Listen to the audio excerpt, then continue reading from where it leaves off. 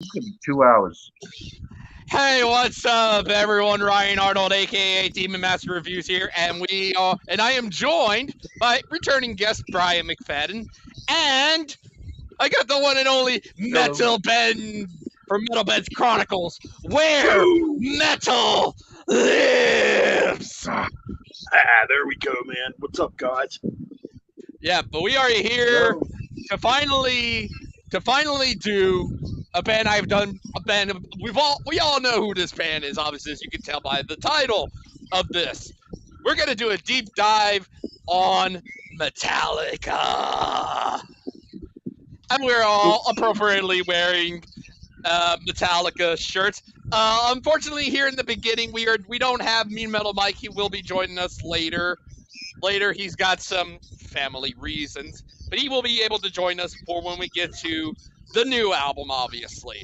So, obviously, we're going to go and obviously go through everybody and obviously ask all of us where we got into / discovered Metallica. So, we're going to start with Bryan here. So, Bryan, when did you discover and get into Metallica? Listening to the radio, I heard Madonna. I heard, Shining Star and like her debut album, basically.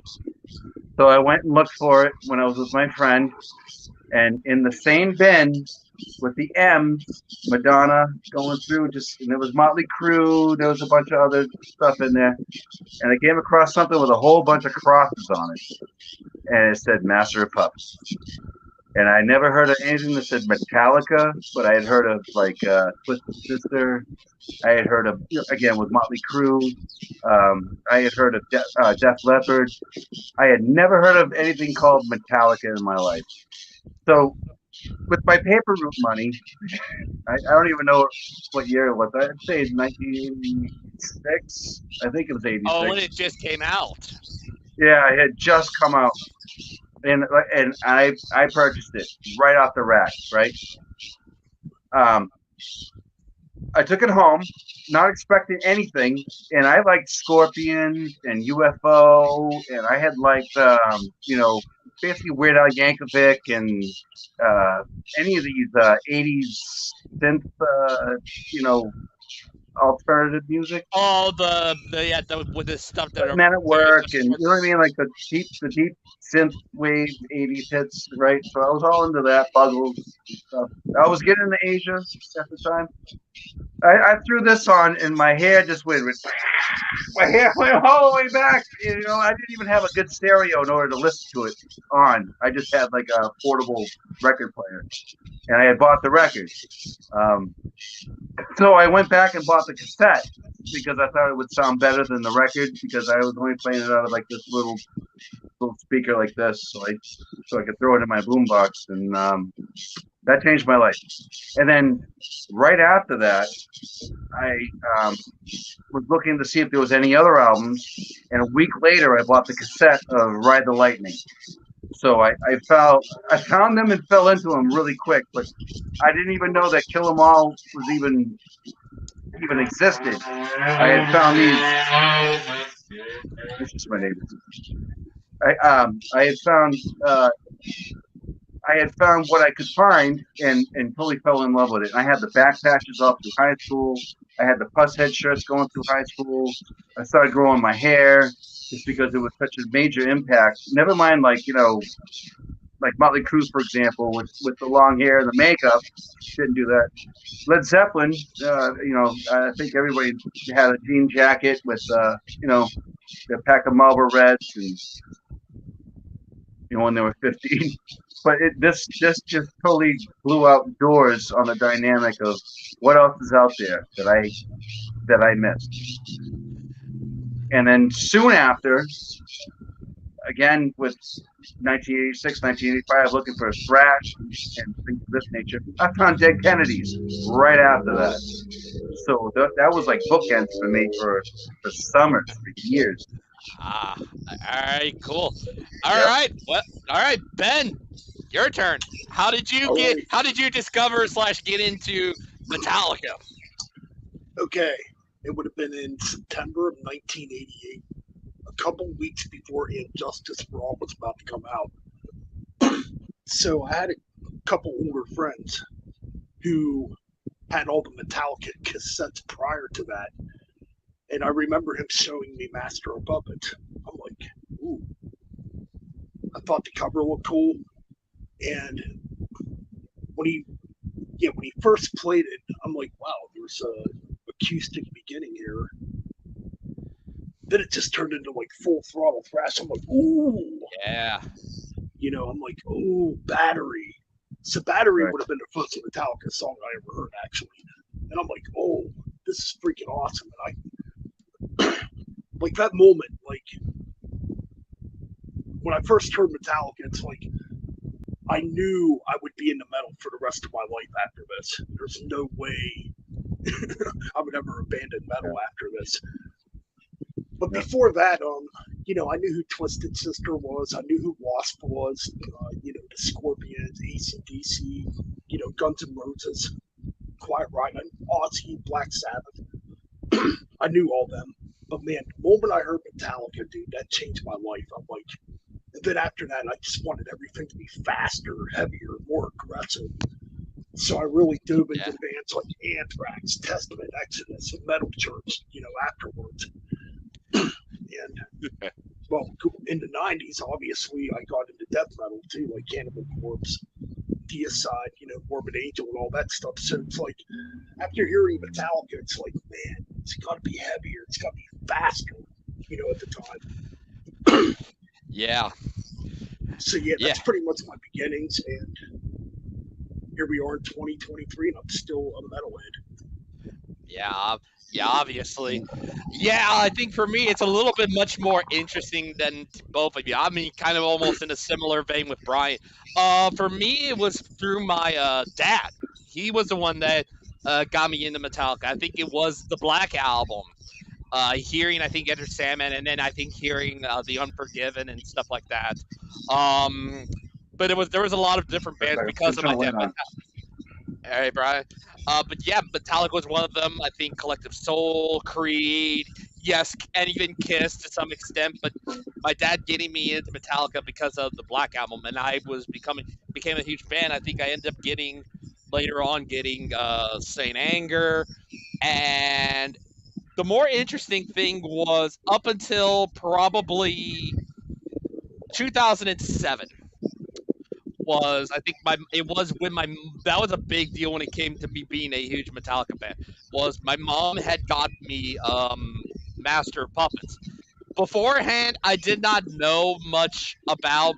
Didn't know. I assumed that Metallica was a '90s band and that the Black Album was their debut. Because it's self-titled. Usually, sometimes get the self-titled deal being debut in some case. It wasn't, like I said, it wasn't until my mom got me Master of Puppets that it clicked on me that, like, oh my God, they did stuff before the Black Album. And that's how I got into, puppets and, finding out about Lightning, Justice, and Kill 'Em All and all that stuff. So, but yeah, that's literally how, I prefer, like I said, the 90s stuff more, but it was because the puppets made me open my eyes, like, oh my God, they've done stuff before the Black Album. And, completely just blew my mind after that. So with that, now we get into a little bit of history with the band. Obviously, I believe it was formed in 1981. I think it was through an ad, I believe, from Lars, and you got, I think, with a Lloyd Grant, I believe his name was, who we probably seen in live footage of him when they were playing Kill 'Em All. But then they end up getting like a concrete lineup of Lars Ulrich on the drums, James Hetfield rhythm guitar and vocals, Ron McGovney on the bass, and shockingly, Megadeth guitarist Dave Mustaine, I believe, on lead. And then they had several lineup changes in both the bass guitar and the lead guitar department. Obviously, with the bass department, they had Ron with the beginning, and then Cliff Burton, rest in peace, then Jason Newsted, and currently Rob Trujillo. Small little credit to Bob Rock being bass studio only. And then in the lead guitar, only one because they let Dave go or they fired him, and then he was replaced by the current lead guitarist, Kirk Hammett. So several lineup changes, mostly in the bass guitar department. So, which brings us to that lineup in question with Kirk. We get to Kill 'Em All. So, Brian, Yes. obviously talk to us about Kill 'Em All, your notes, and what you think of this album of Kill 'em Kill 'Em All. all. I love them. It's a 10-10 perfect album, and I didn't score it very high, and it is a 10-10 album. You talked about Bobby Rock. He was the basis for the Subhumans, which after getting into again with Ted Kennedy's and stuff, keeping up with the hardcore underground scene, I got into Bob Rock long before he was involved with Metallica and the Black Album. So it was nice to see it as a treat. I know he's a producer. He's a badass bassist. He can write. He wrote everything basically for Subhuman, which they have, I believe, 6 albums, and they're all like 30 minutes a piece with 40 songs on it. You know, so it's punk. It's good stuff. Yeah, getting into Kill 'Em All. Right. So Kill 'Em All, I gave it a 10-10. Every song is a favorite. The only thing I think that really puts a spot on it, and it actually improves the album, is that Anesthesia pulling teeth. The instrumental.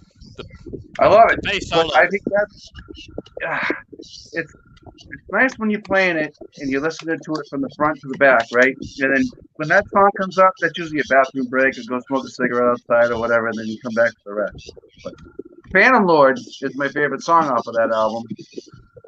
And Jump in the Fire, I remember when that was a single. Ben had mentioned that he had a cassette single of that, which I think is totally amazing. I remember seeing, actually I borrowed my friend's picture disc of that, and I was able to play one side because the other side had something else on it that you couldn't play.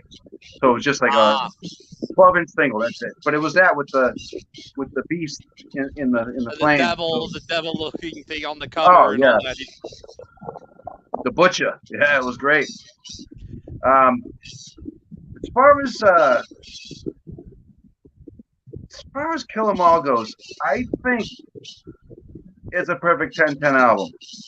And remember how they Metallica used to open up with some kind of either interlude or something, but this one's all like that, and they just keep getting louder and louder and louder for your neighbors to enjoy even more, right? But I noticed that they start cutting that stuff off, like even the Black Album, it just comes in, do do do do do, right? There's no interlude come up. There's no getting you ready to get ready, for another experience of, Yeah, you don't get those kind of. You get them. Those kind of things would be like, I guess, revisited on Death Magnetic, but. You know what? I think that there's a lot of leftovers used on that album as well, but there's got to be stuff that they kicked around in the vaults and tried to make better that they just haven't released till these later albums where it's like, well, screw it, let's give it to the fans. But the only thing too that makes this a 10-10 album for Kill 'Em All, very short album. Was it 34 minutes? Boom, in and out, and then you just wanted to hear it again, as opposed to listening to an app, let's say 83 minutes, which most of the bands I listen to, it's 83 minutes double albums, but I can tolerate that. But when it's short and sweet, it just makes you listen to it on repeat. Yeah, pretty much. But, Kill 'Em All. We're not doing rankings or anything, right? Later on. We'll get to the rankings later, near the end of this. Obviously. This one's like for a 10-10 album. This one's not like number 4, number 5. Yeah, we'll get to that near the end. It's not my top 5 really, or top 3. Yeah. All right. Obviously, now we move on to Metalben. Your thoughts on Kill 'Em All? All right, Kill 'Em All. Oh man, it's like a soundtrack to my life here. When I think of Kill 'Em All, man, So I first heard this in '88. It would have been the third Metallica album I ever heard. First time I heard this, I'm like, how the fuck are they playing that fast? I'm like, this is that downstroke. cool. Yeah. Look at these guys. They look like they could play that fast just based off their looks. So yeah, these guys were like 19, 20 years old at the time, and man, it's like the energy on Kill 'Em All. You can tell this band was on a mission to conquer the world. I mean, just from that first album. I mean, prior to that, I mean, you had bands like Motorhead, Venom, that were playing faster. Raven, Yep, Venom, right. Diamond Head, Angel Witch. Yep, Diamond Head. Leg Diamond, Saxon. I'll be right back. All right. But yeah, man, when Metallica hit, they took all that, turned it into something freaking epic. And yeah, the thing with Kill 'Em All is like that first album, I would definitely say it's the first thrash metal album. I mean, a lot of people would debate that. Oh, well, what about Venom? All that stuff. But no, I think Kill 'Em All is the first thrash metal album. And, the first time I heard it, I'm like, wow, this is freaking epic. And it was a life changer, But they say that this is the Devil Like Thrash album, but I don't know. Exodus was around, DRI was around, there was a lot around, Slayer was around, there was a lot going on. It's hard to say who it was. SOD even, 1985. Yeah. That's very true. Okay, no, I didn't mean to interrupt you, Ben. Go ahead, man. It's your turn. But no, oh yeah, Kill 'Em All. Kill 'Em All, man. I mean, how can you not like Kill 'Em All? How can you not be inspired or influenced by Kill 'Em All? Yep. And it's weird because the 40th anniversary of Kill 'Em All is coming up in July, and it's like this album still sounds fresh. It still sounds fucking just juvenile. If that makes sense. Because the production makes it sound dated. The riffs don't make it sound dated. You know what I mean? Like the production's dated. It's not the record. It's not the riff. It's not the song. And they do it even better now. You know what I mean? We talk about seasoned, veterans with their craft. Yeah. Totally. And the thing of, oh man, and this is what makes Lars a genius. Like early on, he knew what he was doing. Yeah. But just like you pointed out, that down strumming, he had that down picking down, dude. That was hard. Anybody that I play drums, but anybody that used to come play like covers or whatever, they're like, oh, I can't play that. I can't play that. It was just like their wrist would give out, their fingers would be all like, you know what I mean? Right. Yeah, I mean, to play that fast, it definitely takes. You know what I mean? Legends of their craft. But the songs on Kill 'Em All, I think every song on Kill 'Em All is a freaking masterpiece. I mean, and like early on, they had Bryan McFadden on bass, and obviously he didn't last. So then they got flipped from the band Trauma. And man, it's like the moment they got flipped is the moment they turned into musicians.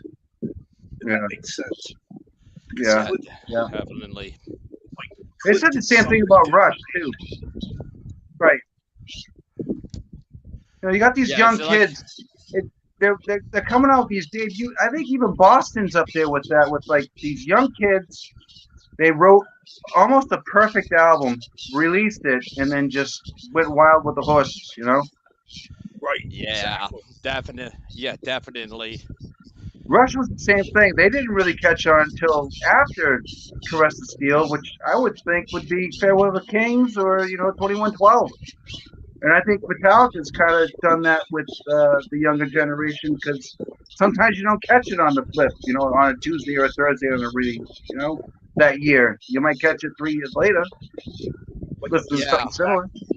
I'm just thinking back to 82 and 83. Like, obviously, there was no like to leather before metal up your ass as well.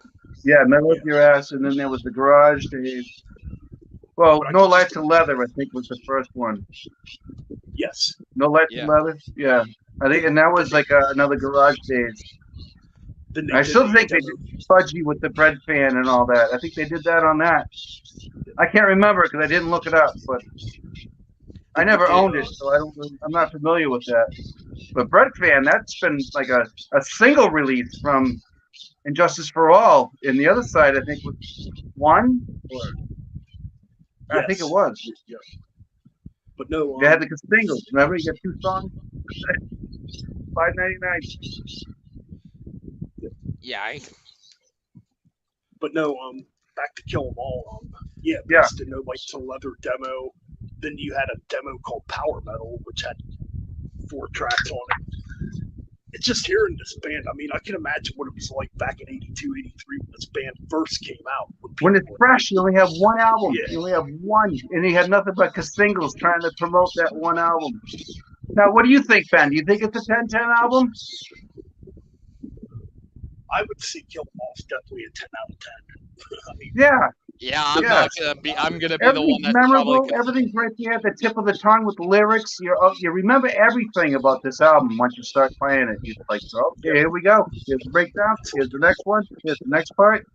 If you start skipping around on a CD, you'll watch some Metallica fans start losing their minds. Like, hey, what are you doing? Hey, what's going on?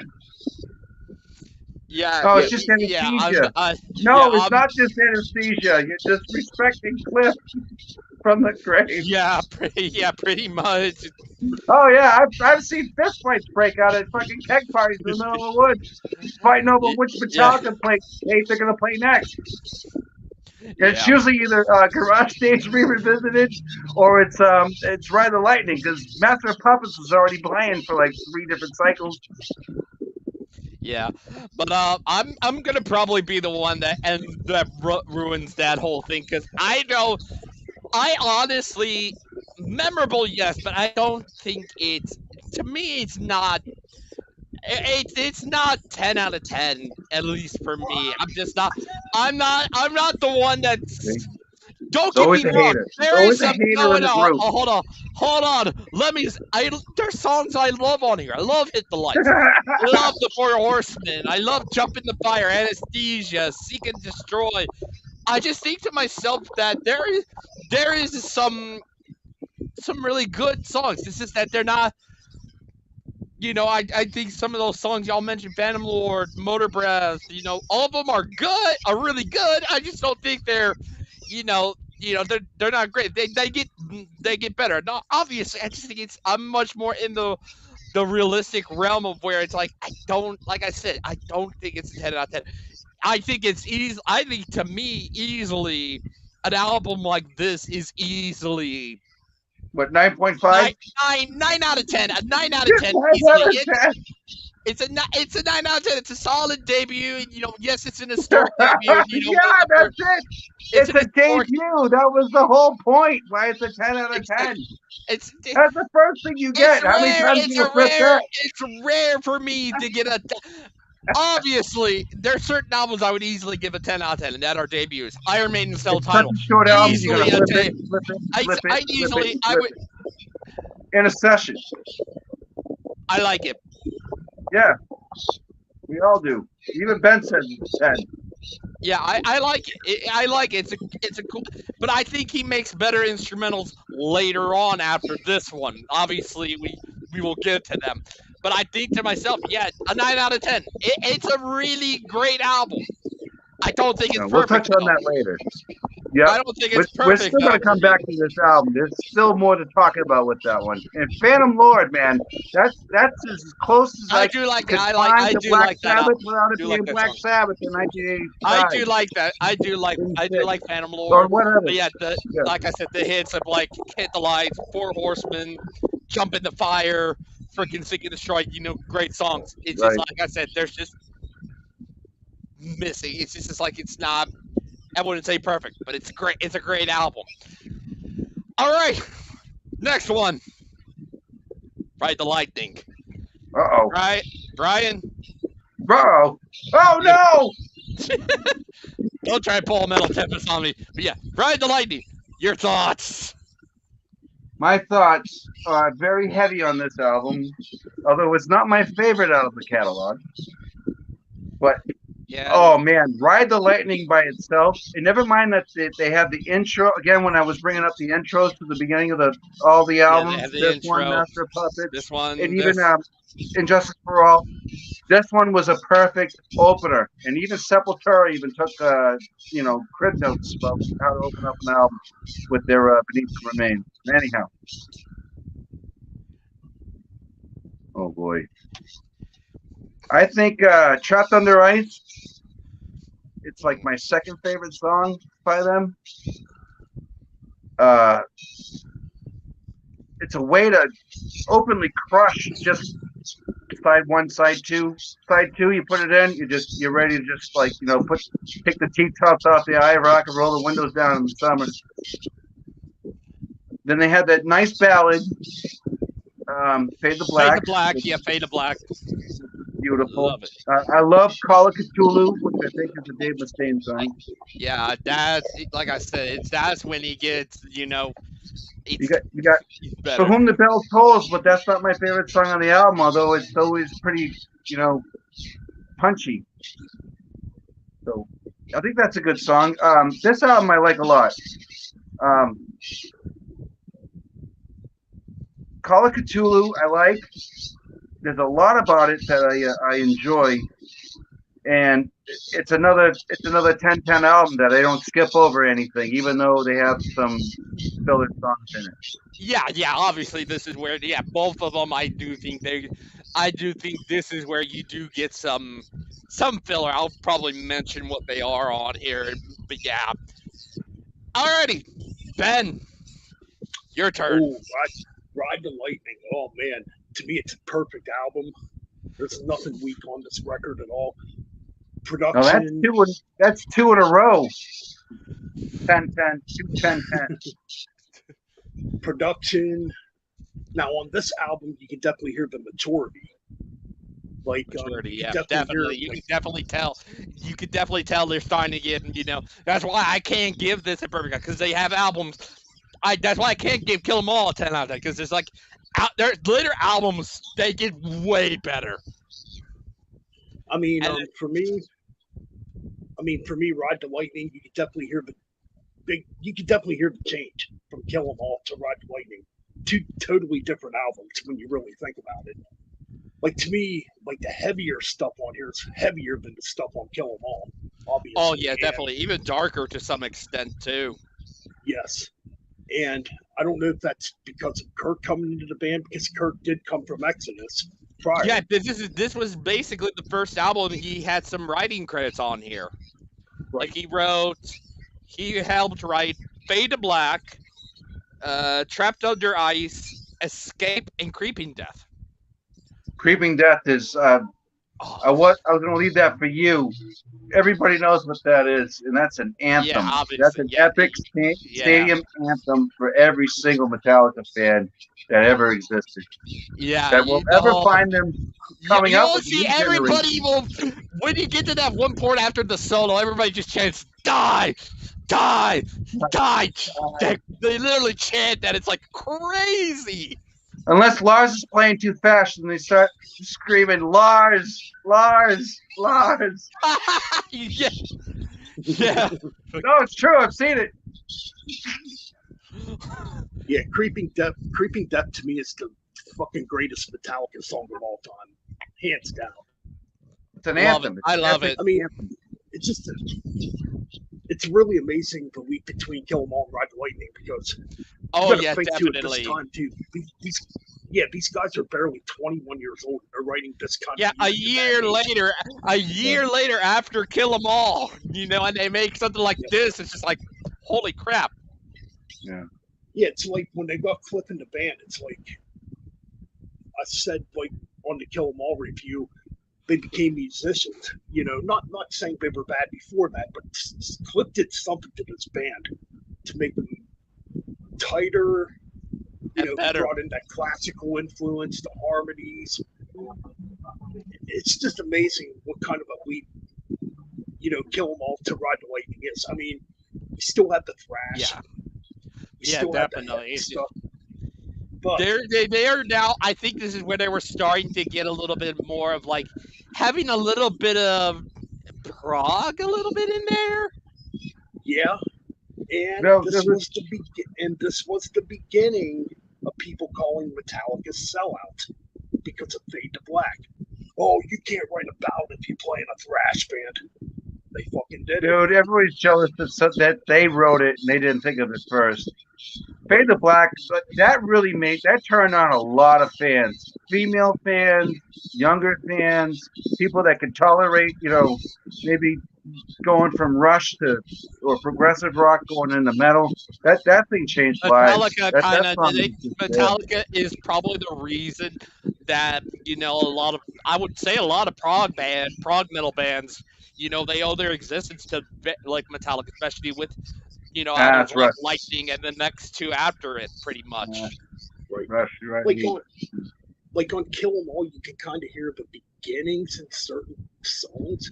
I think the only song that I could think of off the top of my head that could literally be prog off of here is The Four Horsemen.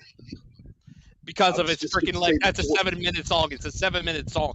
And freaking, I prefer it over the Mechanic.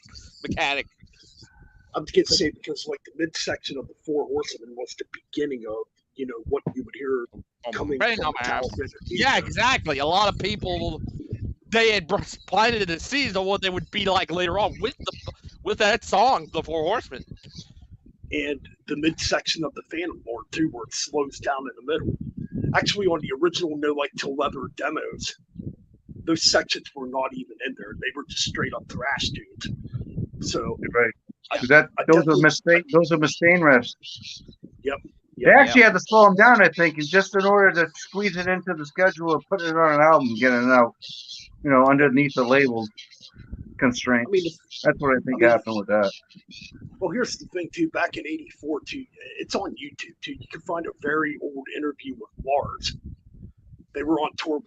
They were on tour with Exciter at the time.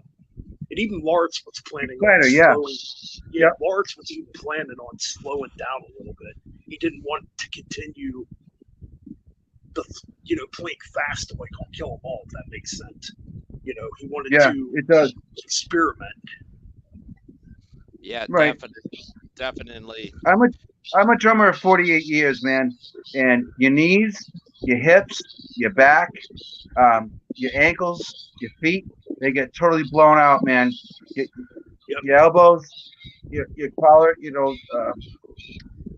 basically your shoulders, really, and then your carpals. If you're doing paradils right. But holy shit, man, it just beats up your body. Beats it up. And you know what? I give Lars absolutely 1,000% credit going out there every single night to a sold out show, playing for 3.5 hours from start to finish, and there's no help, just him. Yeah, and definitely. People shit on him, and he's still one of the best drummers that can do the long haul. As opposed to these bands that come around after 60 years on a reunion tour, they can only play 40 minutes. Yeah, basically. Lars is still the shit. He's pretty good. And as a drummer, I appreciate a lot of his approach for what he's trying to do.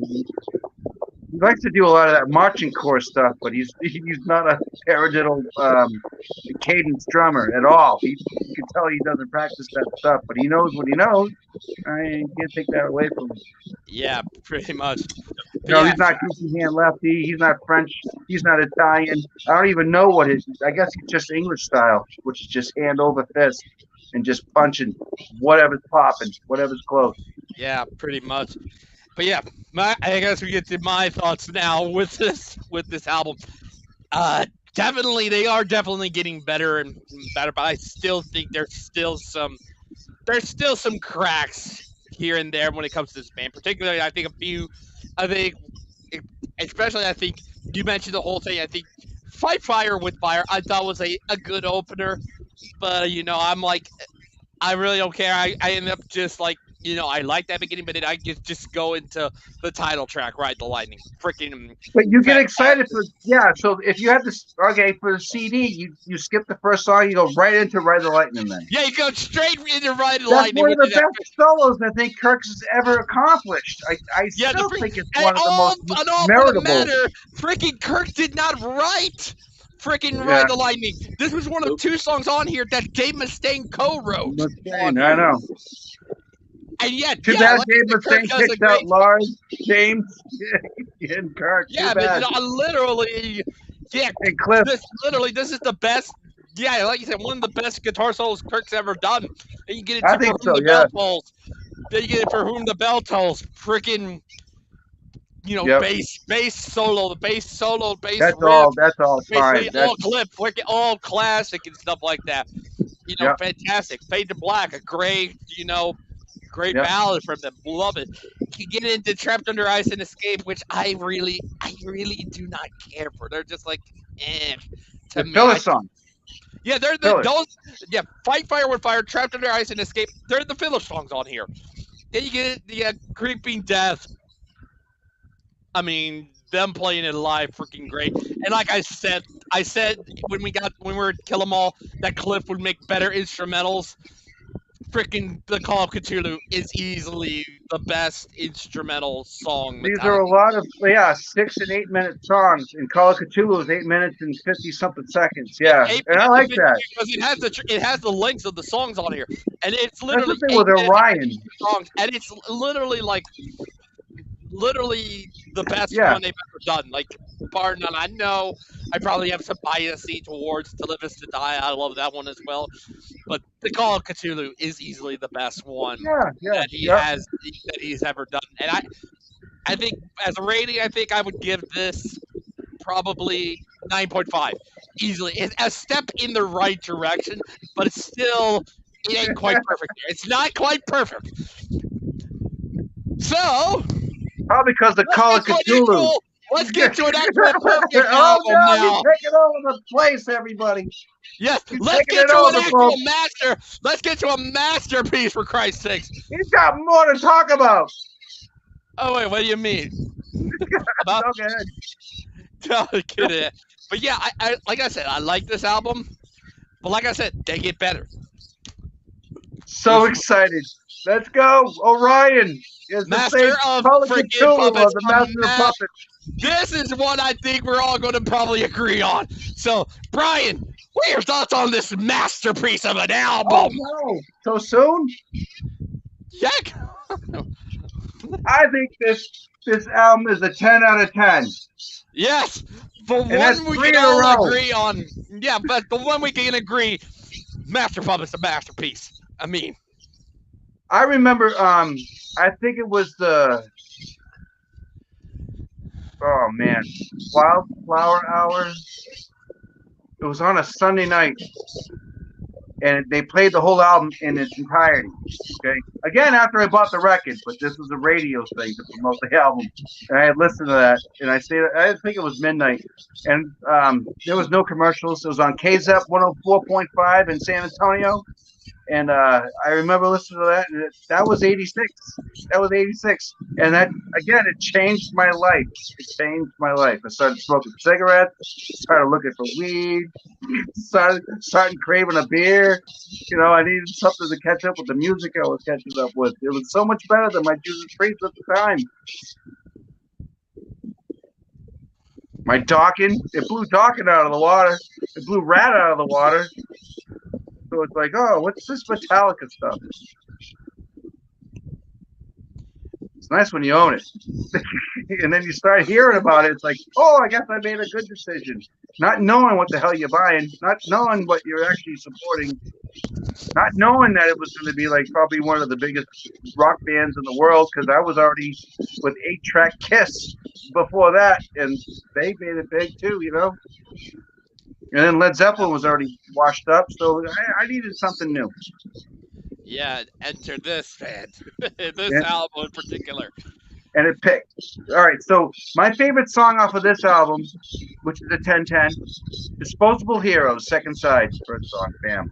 I love that one. That is the best way to open up an album, in On my a opinion, side. ever. And if I ever write another one, I'm going to take that same formula and just going to do it more over the top with orange amps. You know what I mean? Something a little bit more produced. Leper Messiah was good. Orion's nice.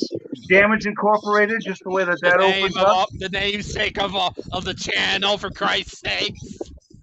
But Damage Incorporated, the way that it starts out with the harmonics and stuff, right? And then when you get done listening to that, you want to hear it again. So again, this is another album you just keep flipping and flipping and flipping and flipping. Or if it's a cassette in your car when you're driving, you keep just, I don't know, flipping and flipping and flipping. Yeah. Battery's good. Master of Puppets is one of my favorites. The thing that should not be. And of course, Welcome Home, Sanitarium. That is that is one of my second favorite songs off of that. Yeah, but Disposable Heroes for sure is definitely that's actually my favorite song, number one, out of this band catalog entirely. Out of, how many songs? Yeah, obviously. Alrighty, Ben, your turn. Oh man, well, I hate to be negative Nancy, but this album's a 0 out of 10. Obviously, I'm joking. God, don't play my heartstrings. Hey, we're not talking about Weezer tonight, Ben. Come on, we're doing Weezer tomorrow night, dude. Nickelback's next week. No, we're not doing no Nickelback. No Nickelback. We're doing Nickelback next week. Come on, we're doing deep cuts. No. Creed, top 10 after that. No, honestly, this freaking album, it's a fucking masterpiece for a reason, right? Just the way it's conducted, the way it's orchestrated. I mean, Jesus exactly. Christ. It's just like, you can't get any better than this. Like, there's been many of thrash bands that have tried to make a Master of Puppets. Nothing against them, but there's only one Master of Puppets. Exactly. But no, this album, it's pure perfection. It's iconic for a reason. I mean, every track. Yeah, come on. God. Like the first, like I said before, the first time I heard Battery, I'm like, holy fuck, dude. That's 3 albums, 10 out of 10. Not according to you, though. The only one to me that's a perfect album, and one we can agree on. You're the Russian Olympic judge over there. He's giving a 0.5. Ha! But no, like every track on this album is freaking great. Battery, come on, Master of Puppets. If you don't like Master of Puppets, what fucking crack? Come on, you're fucking you have to be stupid to not like Master of Puppets. Come on. Exactly. If that doesn't turn you to the dark side, then this music isn't for you at all. At all. Exactly. At all. Yep. Doesn't mean come back in on load or reload. Doesn't mean come jump on some coattails later. If you can't get into this, you don't know Metallica. I'm sorry. Exactly, man. If you don't like any of the first 5, what the fuck are you doing here? Yeah, it's like, what are you even here for? Why'd you pay $130 a ticket for this? For nosebleeds, you idiot. So I can selfie myself. Hey, I was at Metallica. Look, hey, yay! Now look what we got here. He finally agrees that this is a perfect album. Nice to have you at least in the chat for now, Me Metal Mike. Oh, and also a quick shout out to seeing we got Motley Crue Junkie, and we also have Karen here. So nice to see y'all here. But yeah, continue, Ben. All right.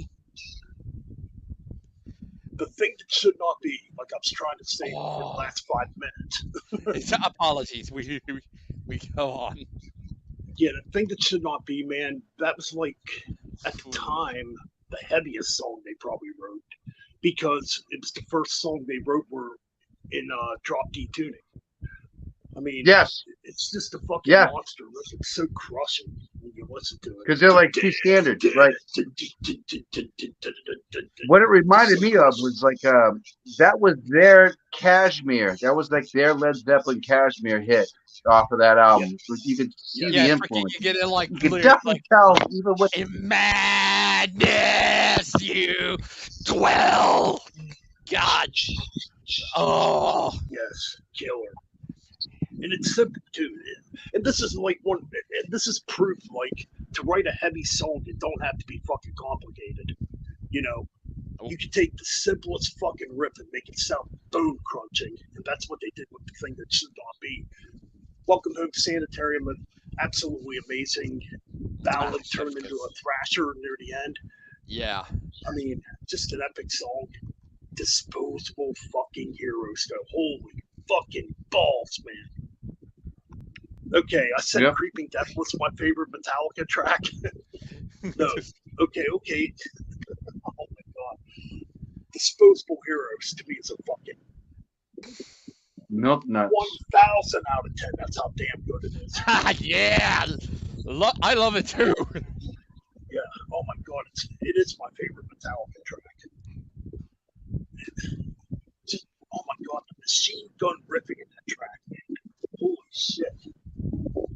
It's just, and to play that for over 8 minutes like that, it's just absolutely incredible. You know, you got Leper Messiah, which I think Leper Messiah, according to Dave Mustaine, like 40 seconds of that track. There's something in there he wrote. Whatever. It's still Leper Messiah is a good driving tune. Oh, yeah. I think it's very underrated. It's like it's probably cut on the albums. Orion. Play Orion at my funeral. That's all I gotta say. It's that fucking great. I love Orion. I love it. That's the Call of Cthulhu for the Master of Puppets.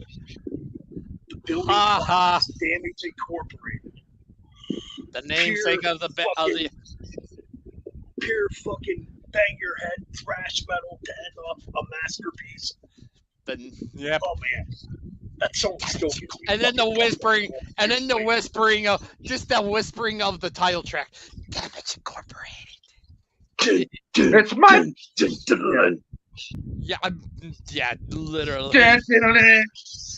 Yeah. I mean, what Ben said. What else can there be said about this album? It is a godforsaken masterpiece. For Christ's sakes. Well, Mike says Leper Messiah is my favorite track off Master Puppets. Awesome to hear that. But yeah, everything that Ben said about this battery, the title track. Yeah, but it has everything to do with the Fleming Productions. As opposed to the Bob Rock, which started later on. Fleming. And then he died. Metallica freaking Fleming. Eggs in one basket. They did that with Bob Rock. That's what happened with that. And I think that's where they got transcended on a different trajectory with Bob Rock. Yeah, pretty much. Yeah, but for what it is, you know, there's been albums, even when I get to some of them, that have been relatively close, but none of them are as perfect. This literally is a 10 out of 10 for me. There's nothing else to come close. I think maybe that's my number one pick. I think one album to me might come close, but it's one this song. This is my number one pick, but that's my number one pick if you won't allow this one. So that's my number. Yeah, we will not. I don't think that's one we will probably talk about here, obviously. But honorable mention. My honorable mention. Yeah, we get to that. We'll get briefly talking about it. But yeah, obviously, unfortunately, this is, I believe, the last one with Cliff, unfortunately, because he passed. Of all days, yes. Open up for Ozzy on that tour. Yeah, they were. Bus accident ended up killing him. And they blew Ozzy off the stage every single night for a whole tour of Shut in the Dark. Yeah, everybody was going to buy Metallica and leaving. Like, why wouldn't you stay for Ozzy? Why not? Why wouldn't you stay for Ozzy? Ultimate Sin was not really that great. But yeah, I was just thinking, yes, I'm showing it. They got a new guy, Jason Newsted, who came from Flotsam and Jetsam.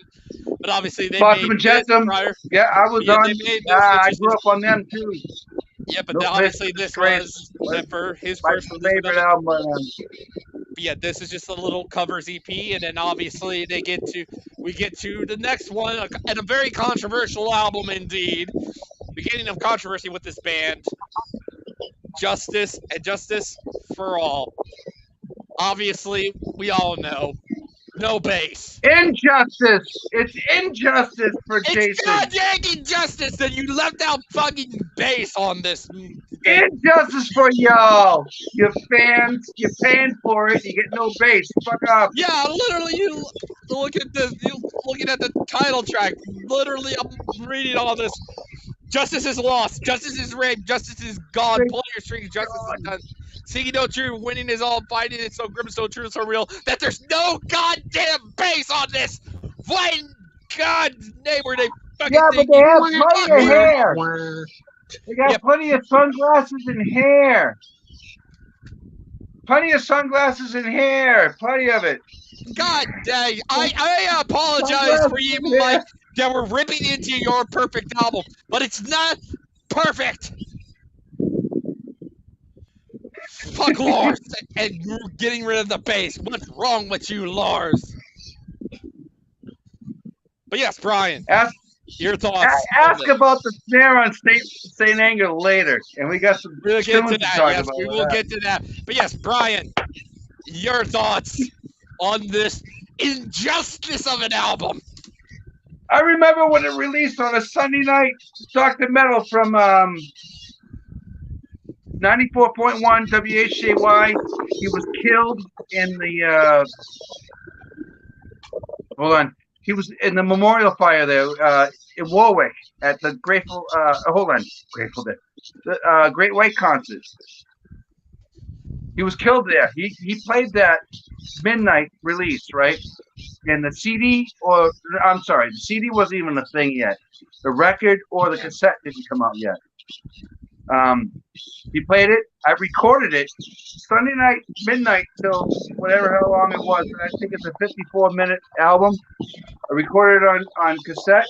Then after they did that session, and that's cutting out with the pause on the commercials, they played it again after that. So I took the same tape, or I took another tape, and I flipped it, and I recorded it again in case the first one didn't come out good. And I had it before I could actually buy it.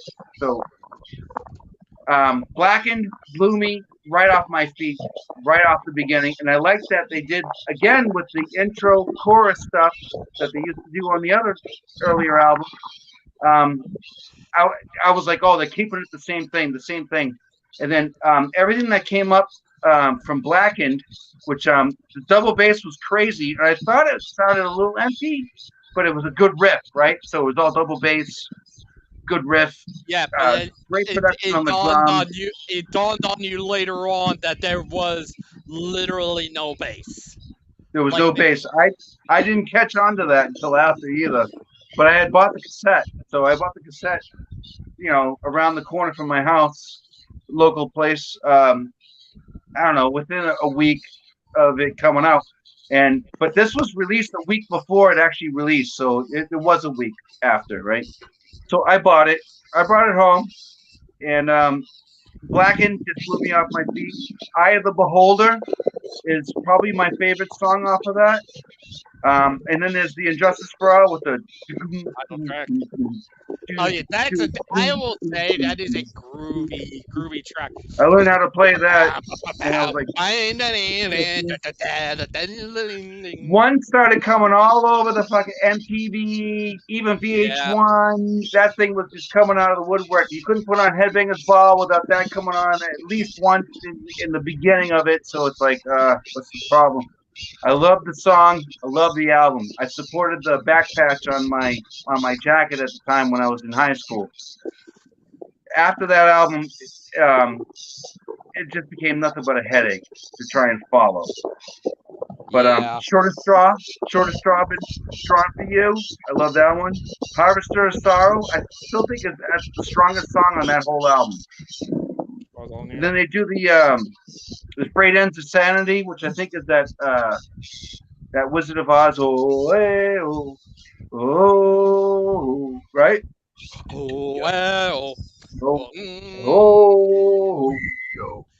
And I remember them play. Yeah, they played that before they did that collaboration with every other Big Four band and played And then MIA. Diabetes to finish off that album was awesome. Now, if you buy the record, it's 2 records. If you buy the cassette, it's just one side, second side. I didn't realize I was listening to a really long record at the time because a lot of these songs are over 6 minutes. So I was really excited about it. Outside of Dyer's Eve, and Harvester of Sorrow, they're the only ones that are below. They're 5-minute songs. But dude, that's all ripped. You got 2 songs on here that are 9 minutes. The title track and To Live Is To Die. Yeah. I put the times down. Hold on, give me a second. Yeah, I got it right here. Blackened 640.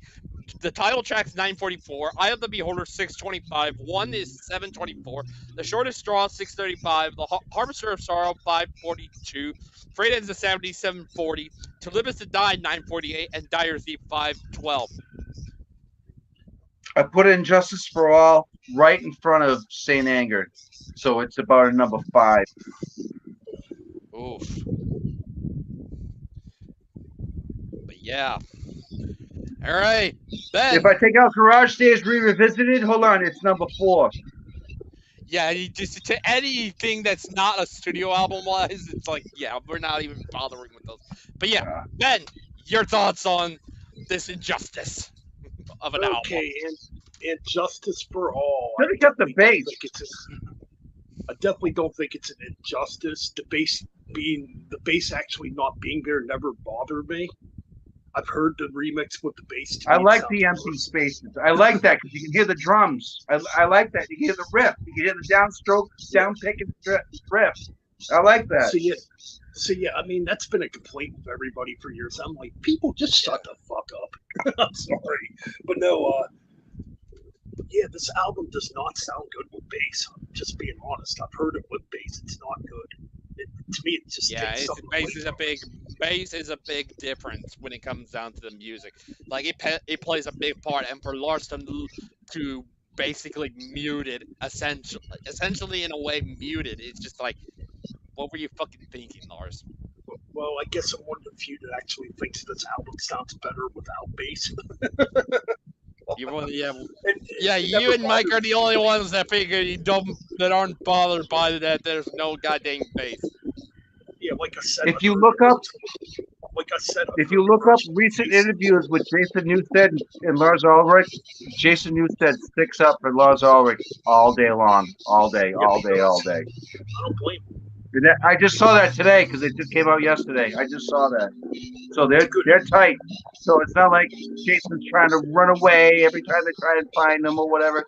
He's just done with him. He's just done. He's doing something else. Good for him. Yeah, they're still friends. Boyfriend was the best thing that ever happened to Jason Newsted. And it was the best thing that ever happened to a band I love, which is having Jason Newsted. Okay, so I'm sorry, Ben. It's all cool. Sorry, man. No, it's good. Back to the album. I get why some people would be upset with there being no bass. I mean, for me, like when I heard it in '88, I never really said, "Oh, where's the bass at?" I always loved the really crunchy guitars on this fucking album, and that's the thing. This is probably Metallica's heaviest album. Yes, it's their most progressive, but riff-wise, it's definitely their heaviest. I mean, James is on fire on this fucking album. And vocally, James just sounds like he's pissed the fuck off. Yeah. Which is what I love about Injustice. And you're right. Yep. Yeah. Yep. Now, going into this album, like, it's a lot groovier too in spots like on Eye of the Beholder. Title track as well. That's so groovy as hell. Groovy, but very progressive. And, definitely. Harvester of Sorrow is basically a prelude to what you would hear on the upcoming album. You know, it's definitely more simple and laid back, I guess is the word I'm looking for. And back in 1988, I didn't know this at the time, that Dyer's Eve would be like a goodbye to thrash metal. Because that is the thrashiest song Metallica wrote up to that fucking point. Holy fucking Christ, the machine gun ripping on the track is just incredible. Yeah. Yep. Mr. Reed shit on this album. I don't know. Well, songs are a little too long. Like maybe phrase. You think the album's too long? You think the album's too long? It could be shaved by like 2 or 3 songs? Yeah. I would probably take one Yeah. song on here. I would probably it'd either be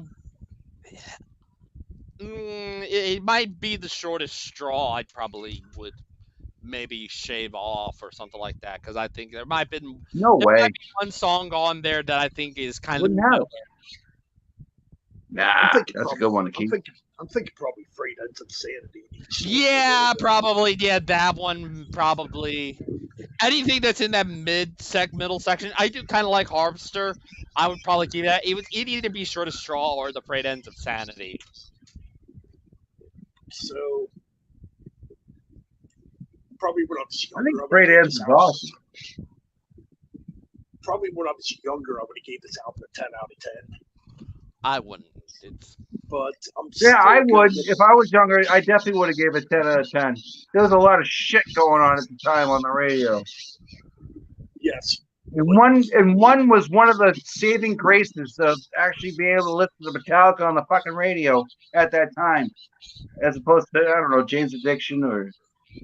Well, that's another thing that should actually be mentioned. This band was taking off at the time without radio. Yeah, they were getting big on the back in '88. Yeah, they were, and they were called.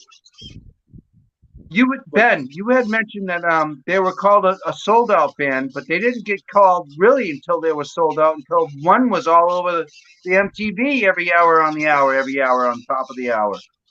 They sold up. They said it was every Headbangers Ball. It was on. It was like that's not even their greatest song, you know. I mean, like I said on the Ride to Lightning review, they were. It was fresh and new. That's what it was.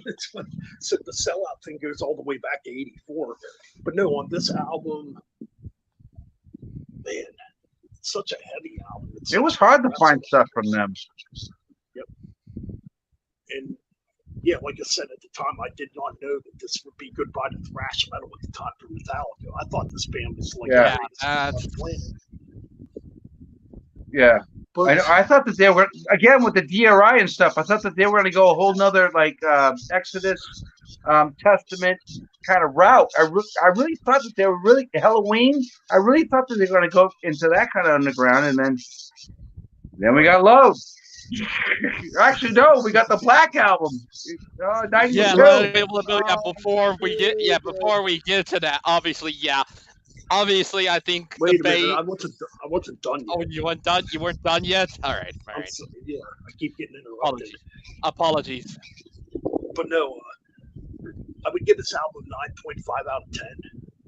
It's still a fucking great album. Very heavy, very progressive, you know. And yeah, at the time, you know, they were getting bigger. I mean, they were out touring with Van Halen, Queensryche, you know, bands you wouldn't think. Yeah, that's right. Yeah. But mind you, all right, I'm done now. but mind you, Van Halen with Sammy. But yeah, I probably I'll take both camps. I'll take them both. I love both camps. I love the band. Period. But yeah, I think to myself, yeah, this isn't perfect. It's far from being perfect. And no, Mike, we would not shave off one. That's too big of a deal. Like I would not shave off one. No. Yeah, I'm like a production. Yeah, the bass being missing is very, very evident, and that's probably why. It would probably, even if the bass was there, there's probably one song on there. It's either, you know, I think to myself that, yeah, there's a good chunk of songs I do love on here. To Live Is To Die. I mean, the last thing that Cliff helped write, you know, basically. Yeah, but it's a big issue because obviously I think the only thing you have with the lyrics for To Live Is To Die, when a man lies, he murders some part of the world. These are the pale deaths which men miscall their lives. All this I cannot bear to witness any longer. Cannot the kingdom of salvation take me home? Sounded like he was depressed, just like some kind of monster when they were doing that thing with the but with the psychologist. I With guess his Bill because I Cosby think sweaters. the reason for no bass is because they were kind of still affected by Yeah, but Death of Cliff. James still had exclusive rights on everything that he wrote, and if you don't like it, you can get the fuck out. Remember, he was like that. I honestly don't think this is perfect. I think this is, to me, I think It's not. 9 out of 10. You know, one bad song in the bass being muted, it kind of does in a way affect the score of this. If you had bass in there, this would easily be a 9.5. I would have almost agreed with you, Ben. But with there no bass and probably a filler song on here, There's I'm so just many thinking good riffs. 9 out of 10. Yeah, It's but still a it good was album. It's still a really good album, but I just think big it's riff those album. things prevented. Riffs. Yeah, but I think those Yeah. things, the bass being missing and probably one filler track on here, prevent it from being perfect. Yeah, it didn't help the sales. But you know what? It didn't matter. They sold out. I think that thing went like what, 3 platinum or 3 Yep. gold or whatever. Yep. Now let's get to the sellout album, shall we? The point where Metallica sold out. All right, Brian, your thoughts on the Black Album? Spinal Tap? Oh, I love it. I love No, Spinal Tap the Black Metallica, Album. That is the original. Oh, Black we're talking Album. about The Metallica Black Album. Black Album right here. Go for it. Yep, we all got it. There's 12 songs on the album. I mean, freaking. I like 8 of them. And there's 3 ballads on that album that are basically filler, but the Unforgiven's pretty good. Nothing else matters. I went to Worcester, Massachusetts, right? With a bunch of people in a 3-story house that lived together, and they had a Metallica release night for this album, right? So somebody bought it at midnight. We hung around and we partied till like 2 or 3, and we listened to it a couple different times. I was turned off. I actually ended up leaving early, and then going home and just going to bed. But I listened to this album 3 times in that fucking evening, and I was not impressed. Nothing stuck out. Sandman, Enter Sandman was already out on the radio. Okay, so was Bane. So was Alice in Chains. Enter so Sandman. These other Nirvana, I think, had just come out. I think, right, which was fine. But Metallica came out, and they just didn't fit into the sort, at the time. And it was good with the drums, and you know what I mean. Enter Sandman, that's a great song. But there's a lot of stuff as far as when they went back to like Unforgiven, part 1. That one started perking up my ears, but you could make up lyrics to anything that he sings, right? So I'm always doing Sesame Street, ABCs, and 1, 2, 3s. I'm always making fun of the song, but I love it because I think it's a great song. Now, to have them carry it over for 2 other albums, Unforgiven 2, Unforgiven 3. Yeah. Dude, you're giving me a headache.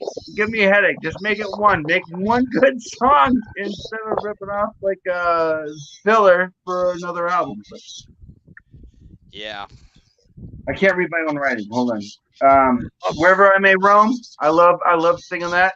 I love changing the lyrics to that every time I'm somewhere listening to that. Don't Tread on Me. I like that a lot. I like that song a lot. Nothing Else Matters. I think The God That Failed. I like that one. That's got a good chorus, and it's kind of, I don't know, mellowy. But I like that stoner metal doom shit. I like a lot of that. So, My Friend of Misery, which I think is a Kirk Hammett song. I like that one a lot. I mean, Newsted helped write that song. Oh, I didn't know that. Because I was trying to find. They were going to continue. They were going to continue. It was Hetfield, Ulrich, and Newsted. Because Newsted thought they were going to continue the tradition of having an instrumental song. Right. Yeah, just like Orion or like Call of Cthulhu, right? And To Live Is to Die, pretty much. But they didn't. They just made it like a regular song with lyrics. There's that last song, which is another ballad, which they ended on a ballad, which kind of disappointed me, which doesn't make me want to flip the album again, as opposed to the other three that we were talking about. They're all home runs. But what was the struggle that The struggle with within. The within? struggle within. Yeah, that one's pretty good. It doesn't give a final summation of what the album should be, which is a lot of the double bass and a lot of the riffs. And, okay, we already know the bass is out of the picture, but they could have done something The bass with is back on with here. ending it, Bass is on here at make least. it a little bit more, more striking to the consumer, and then you want to flip it over again because that's a 2-record album, right? So now we're going into, I think, lengthy albums that are too long, in my opinion. Yeah, we're getting in the lengthy territory. Yeah, pretty much. Yep. And we're gonna start talking about this middle meat and the end of the meat. Yeah, we're getting there. Okay, all right. I know Ben's gonna have an interesting story about this album. So, Ben, explain about this. I like 8 songs off of that whole Black Album, and I never bought it. I never bought that. I didn't buy it because I heard it at the house party. I didn't buy it, and I still don't own it. All right, Ben. But there's 8 songs I like. Yes, Brian, we know. 1991, okay. When this album came out. Oh boy. You're right there. A 13-year-old Metalben was not a happy person. Nope. You've told me this many times about this. Yeah. You did not like this. I hated this album when it first came out. Just because I saw the difference. I'm like, what the... I'm like, why are jocks all of a sudden getting into Metallica? And I remember this too, when this album came out, it's like everybody acted like this was the only Metallica album. I'd be in school like, no, it was Kill 'Em All, Ride the Lightning, Master of Puppets, Justice, Garage Days, and all that stuff before that. But we love Enter Sandman. Oh boy. It just brings back bad school memories. This album came out. Because I just saw the shifting and the changing of the guard, and it wasn't for a good change at the time with me. However, it took me 10 years to finally appreciate this album for what it is. I think it was around 2000. It had to be 2001, 2002.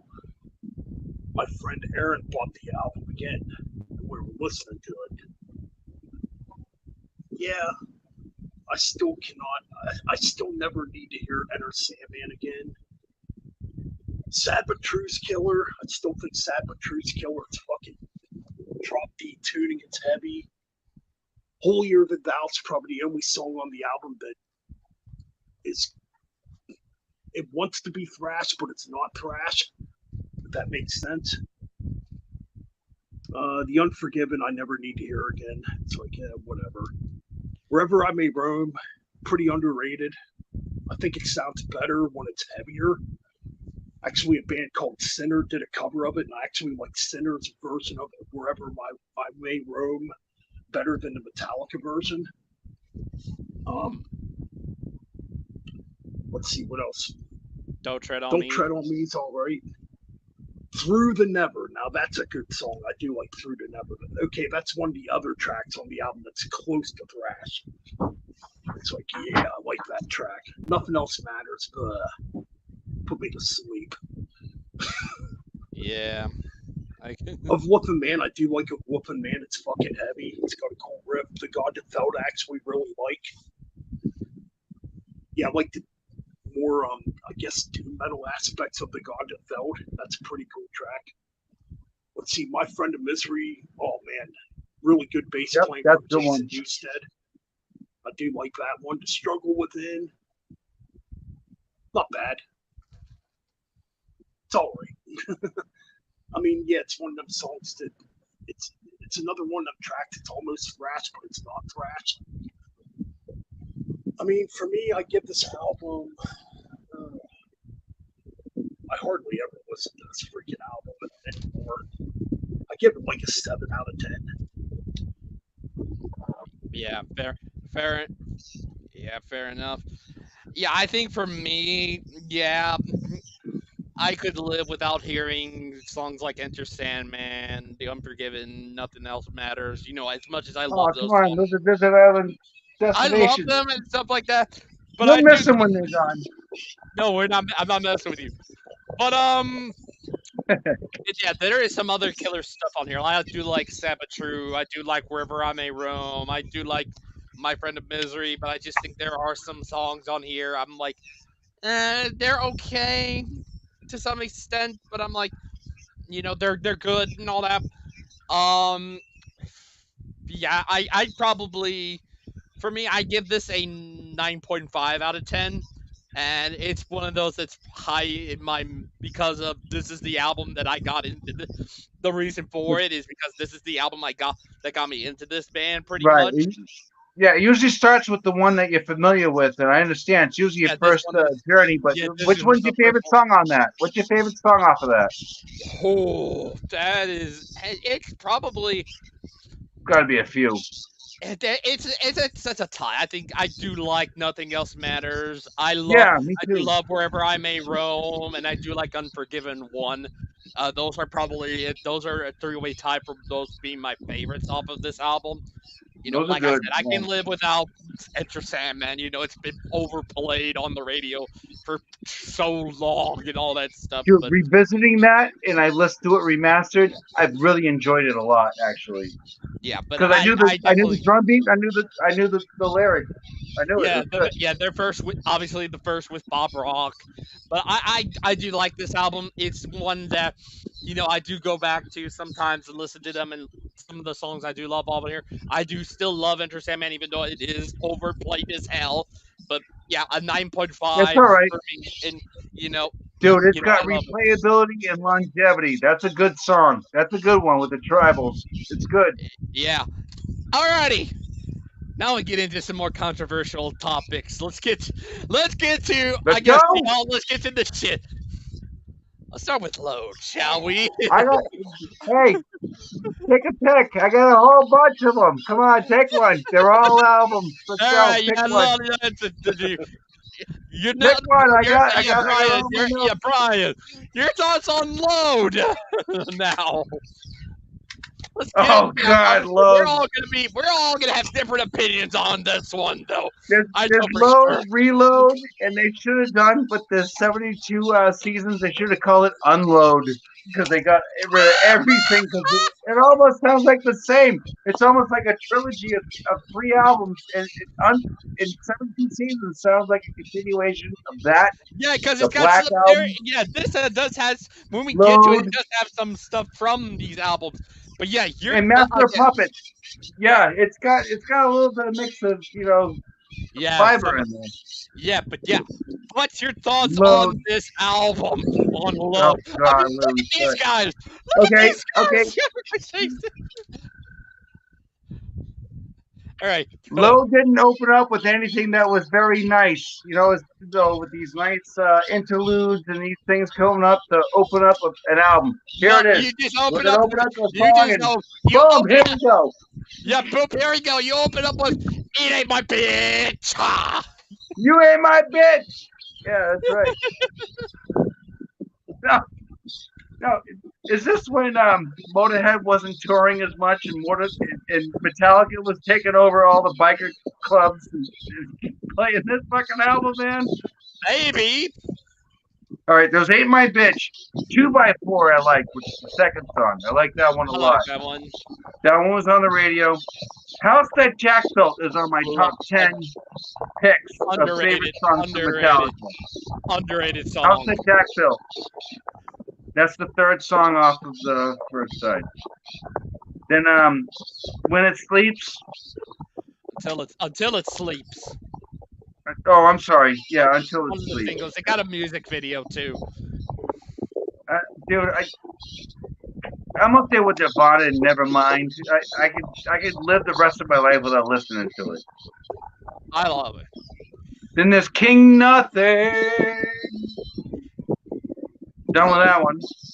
that lasted a summer until I started hating the album.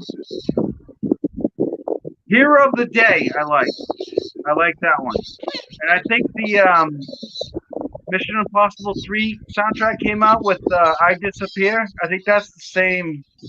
I think that's the same like That's decade. later. That's later on. That's late. I think that's later. That might be 2000s or something like I that. wish they had included that on this album because I really love that song and I play it quite often. I bought the single. I bought the 12-inch like CD single or whatever, the 3-minute single.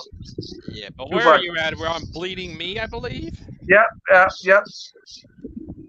Bleeding Me, which is I like that. That's got a good riff. It's good. And then The Cure after that, which is another ballad. And right after that is Poor Twisted Me, which is that's got to be a Kirk Hammett song, and it's written like a blues number, I think, with some heavy into it, but they got the spacey like No. Oh wait, the breakdown in it. Poor Twisted Me. No. Kurt only wrote a handful. He wrote. Oh, I'm sorry. It might be 2x4, House of Jack Bill, King Nothing, Hero of the Wasting Day. My Hate. Yeah, that's one. That's Wasting My Hate. That's the one. I'm getting confused. So, but then there's Mama Said, which I think is good, and I like it, and that's a Hetfield song. You can tell he's. I don't know. Do you think his marriage is going well at the time because he's already gotten divorced or remarried? But I mean, like all these depressing songs are coming into the library now. They're all coming in, and there's like, they're releasing an album with 16 songs, and now we're gonna have 8 ballads, and the other ones are all rockers. But we're gonna do 2 and 3 ballads in a row. Then we're gonna do 2 rockers. Then we're gonna do 2 more ballads. Then we're gonna do 2 more rock. You know what I'm saying? That's foreshadowing. Yep. The Thorn Within. Yep, The Thorn Within. I liked it. It was good. Ronnie. Then there's Ronnie, right? Yep. Now, is that the David Bowie story, or is this Ronnie James Dio? Because they did another tribute to him a couple albums later. This is something completely different. This ain't having to do with that. Something. All right. I didn't have time to look it up. I should have. I didn't, but I had a lot of questions about that one because it was tied to another. No, it's about a character. It's about a character named Ronnie on this song. He said, "Lost my way." Is that the kid that was running through the movie that we saw with the Never? I don't know. No. It's that's something completely different. We'll get to that one. See, this is where this band becomes a headache because they lose me because I didn't stay up with them, but there's a reason I didn't stay in the camp, you know? Yeah, but then we get to Outlaw Torn. The Outlaw Tom, which is fine, but you know, did you see the video of that? He's wearing like a 10-gallon hat. He's wearing like cowboy stuff and Wranglers and shit. I don't know. Who are you catering to? Who are you catering to with that, man? Yeah, but yeah. All right, so this album, Load, I will give it an honest 6 because there's 3 songs off of that I like that I would actually buy it for. So I'll buy it a 6, not a 10. And it's starting to go down. And then we have all these ballads going on, and you know, it's starting to make me think like he's listening to too much Bob Dylan at the time or something because he's really going downhill with the depression stuff. Going down, yeah. All right, you know what I'm talking about. Yeah. All right, Ben, your turn. I'm sure you're gonna rip into this album. Yep. Get ready for a not so nice review of Load. Yep. It's your turn. You got the whole floor. Let it all out. Let it all out with this. What do you hate about it? Which over time, I'm seeing way too much praise for this fucking album. I don't get it. I might be a little more accepting to it nowadays. Back when I was 17, though, holy crap, did this album piss me the fuck off. Oh, what the hell is going on here? You cut your hair, you change your logo. There's no thrash. There's hardly any heaviness. Not in my town. It's like, what are you doing? And at this time, too, like in 96, I'm already diving into death metal and some black metal at this point. So I'm getting into more extreme styles of metal at this point. Yeah. Which year though? What year is it? This was 96. So you're talking about Down, and you're talking about Clutch, and yeah, all that stuff. Yeah, Cannibal Corpse. Yeah, Down was huge. Corpse, Clutch, Deicide, Napalm Death, Deicide, yeah, stuff like that. Fear Factory, yeah. And I'm, yep. I was already getting into like way. Did you find stuff. Soundgarden yet in '96? I did like Soundgarden. That was like one of the few grunge bands I liked. Them and Alice in Chains. I did like them. Bands. Yeah. I wasn't going to ask about grunge because you are metalhead Ben, but I know that you like some influences that. Nah, if they're sludgy, you like it. I liked Faith No More too. I thought Faith No More was okay. Yeah, it's still awesome. I love them. So 1996, that's a weird period to begin with because at the time, fucking grunge is dominating the radio still. I remember it too. Like at the time, they're telling you metal's dead, metal's never going to come back. Like literally, you're being told this. It's like fucking in '96. Oh yeah, in '96, they're telling you that Megadeth didn't come out with Euthanasia or nothing. Danzig didn't come out. 94, I think Euthanasia. Which that's a whole other story. Metal scene was very active, trying to stay afloat. Yeah, a lot of these bands were like slowing down or changing their direction. Am I wrong? Man, this freaking album. When I first heard Until It Sleeps, I'm like, what the fuck is this? This is fucking garbage. This is not the Metallica I grew up with. Right. I'm like, what's going on here? So then I still went out in June and bought the cassette tape. I knew it wasn't probably going to be of my liking. And it wasn't. In fact, what song did you hear before you bought? What song was on the radio before you bought that? He said Until It Sleeps. Until It Sleeps. Yeah, because that was a good hit. Because that was on Headbangers Ball, right? I still hate that fucking song. I thought it was different. I liked it. I thought they were going to go in like a stoner Grateful Dead direction. Of course, this is before Stoner Doom was really in my life, to be honest. But I thought they were really going to go there. So the rest of the album, okay, let's dive into the album. Ain't My Bitch. Not bad.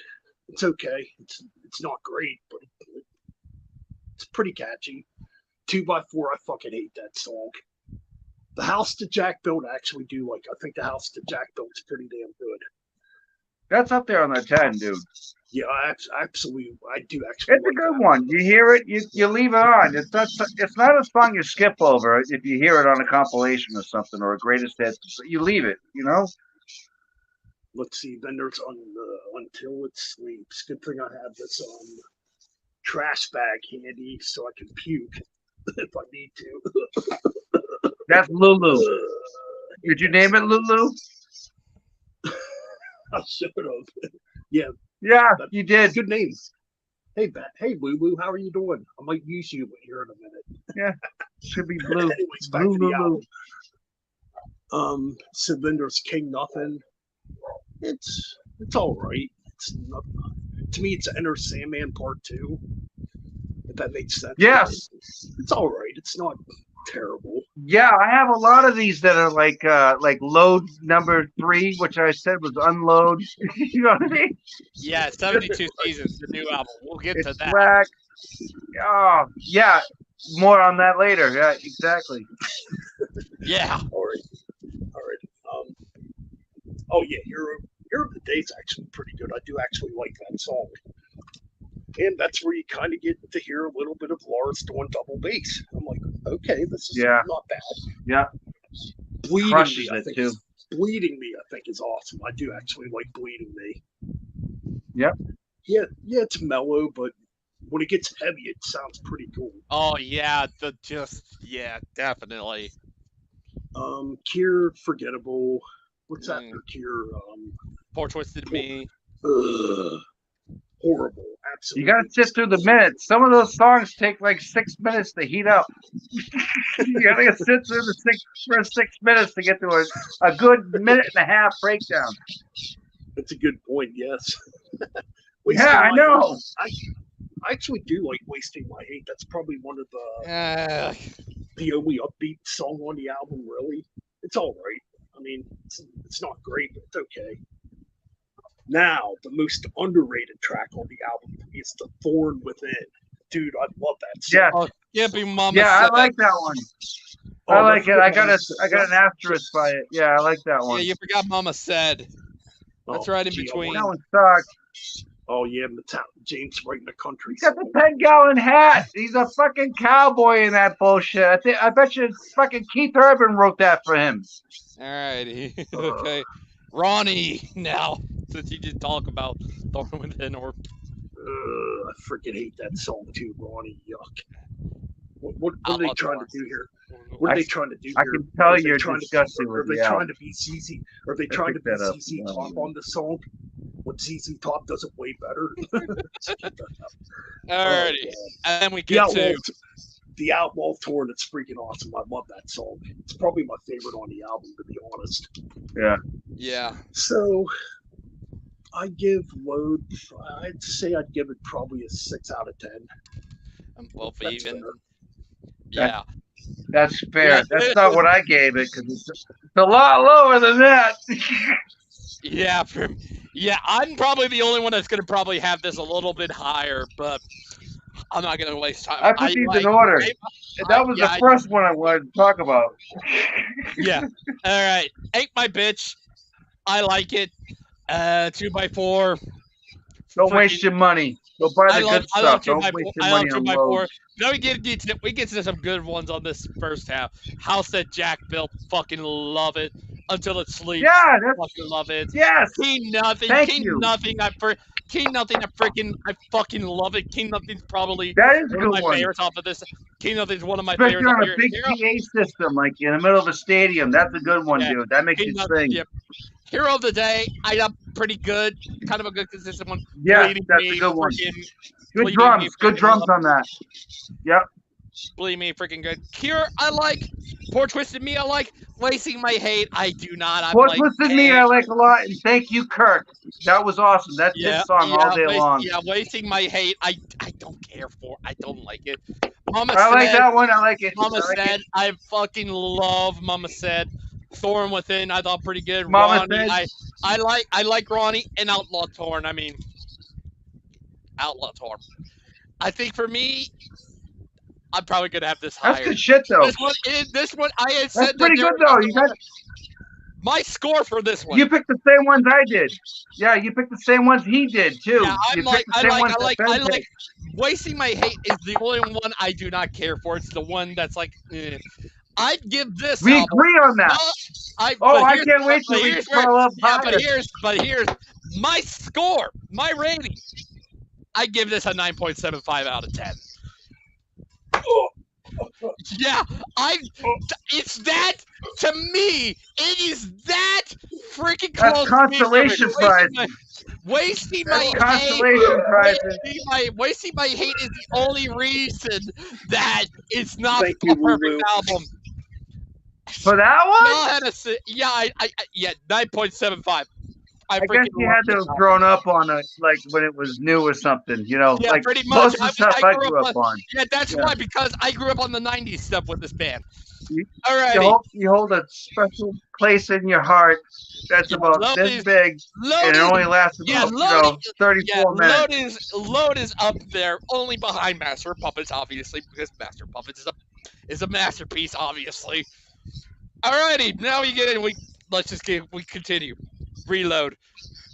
I think with this one they went a little bit more. Obviously, I think they went a little bit heavier with this one. Obviously, it's better production, dude. That thing is like double the production that Load was. Yeah, I think Load was left over. Fucking diarrhea Load. Yeah, this is Reload, Unload. I believe the heavier version. That one's good. Yeah, that one's got all the hits. Yes. That one's got it.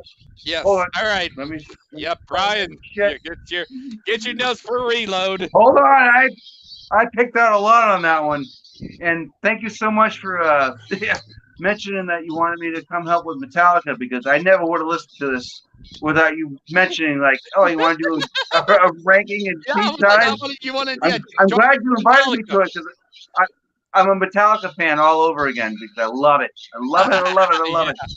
Yeah, but y'all And go I've been before, and I re-listening will to be. stuff that I've been ignoring for so long. But what's good is Yeah, I'll play like Days Gone or something in my PS4 or whatever. Put it on background music. I'll do the yeah, 5 CD shuffle. but yeah, I'll you get through go. 5 CDs. Yeah, you go forward. I'll be right back. I might give me something to eat and drink, so I will be back. So take it away, Brian. All I listened to was doom and like stoner metal. So I haven't gone back to Metallica in 25 to 30 years, man. I have, honest to God, the last thing I bought was Injustice for All. Oh wow, man. Never bought Black. I went to that listening party and I was like, nope, not buying it. Bye. Thank you for having us over. Thank you. Yeah. Reload, right? Yeah. Yep. Okay. There's 1, 2, 3, 4, 5, 6, 7, 8, 9, 10. There's 12 songs on it. There's 4 ballads, and it opens up really good with Fuel, and then The Memory Remains, which I like that weird, I don't know, Zorch, like mummy Egyptian singing or whatever, Middle Eastern singing. I like that, and that's David Bowie's ex-wife that was on that, doing that. Oh, I never actually knew that. Well, yes, they recorded it and they released it as a single because that was like on the radio everywhere. But there was a thing where if you bought this particular single, all the charity went to, I don't know, something to do with, I don't know, AIDS or something. It's true. That was such a long time ago. But yeah, the memory remains. The other one, Devil's Dance. No, good. The Unforgettable 2. Yeah, I love the first one. The first time when it was called The Unforgiven. We don't need 2 of them.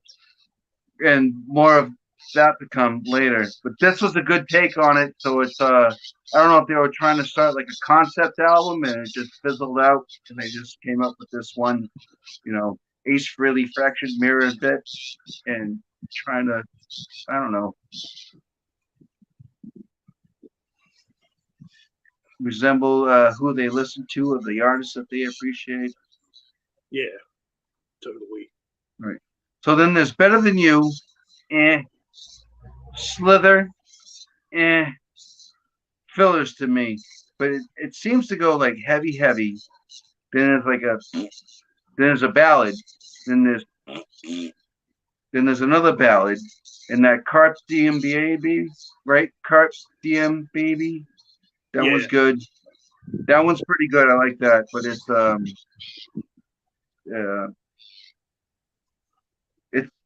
none of this album flows. Just like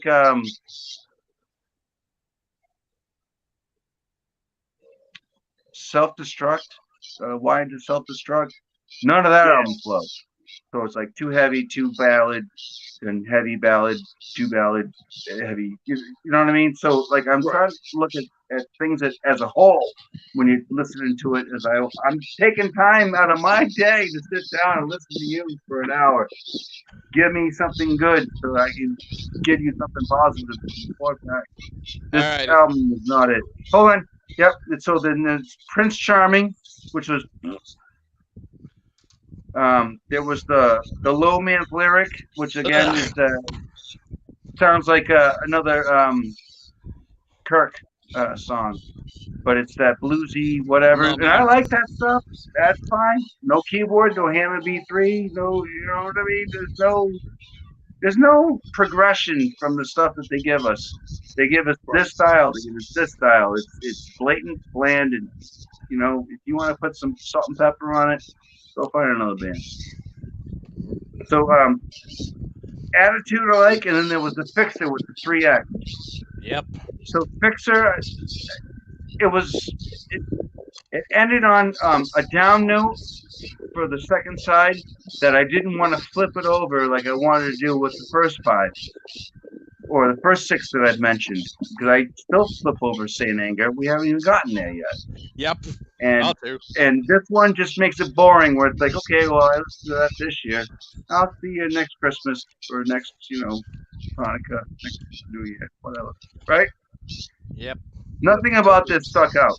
And I picked out the first two, which is strong front heavy, out of like 6 songs on the damn thing, right? And then I got one solid song on the back. Can you see that? Oh.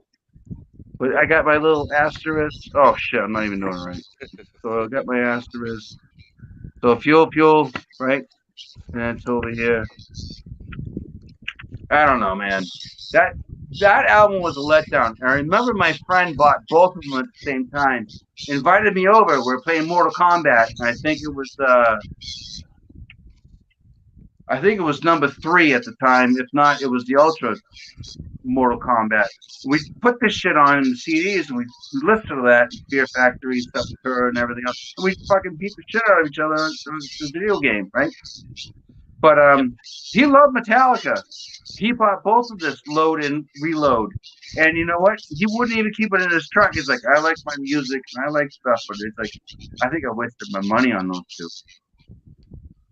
He was into Korn. He was into Days of the New.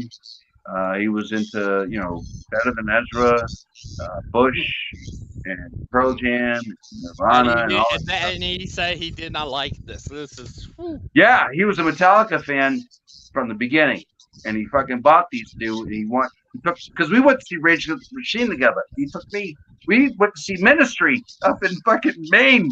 He picked me up, and we listened to the CDs as we're going. We used to go to the White Mountains to cross country BMX bikers. He used to ask me questions, all kinds of shit. Deftones, Adrenaline had just come out when this had happened. I don't know if you remember that. Deftones. Yeah. Never mind Korn. Everyone's going Korn. I'm going Deftones.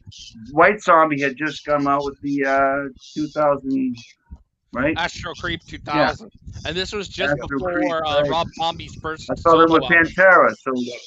So we're on the Pantera kick. We're still on with the thing with screw in your head and Vulgar Display of Power. We're still listening to that. Yeah, obviously. Soundgarden. Obviously, Brian, we gotta move on. What would you give this album? What would you give Reload? Rating wise. Oh, I give it a high rating. What's a score? Like, this is like. No, I give it a high rating. What would you give it? You give it higher than Load? I gave it before the Black Album. You still have 1, 2, 3, 4, 5, 6, 7. You still have like 9 more albums. Yeah, we have. But out of a 10, what do you give this album?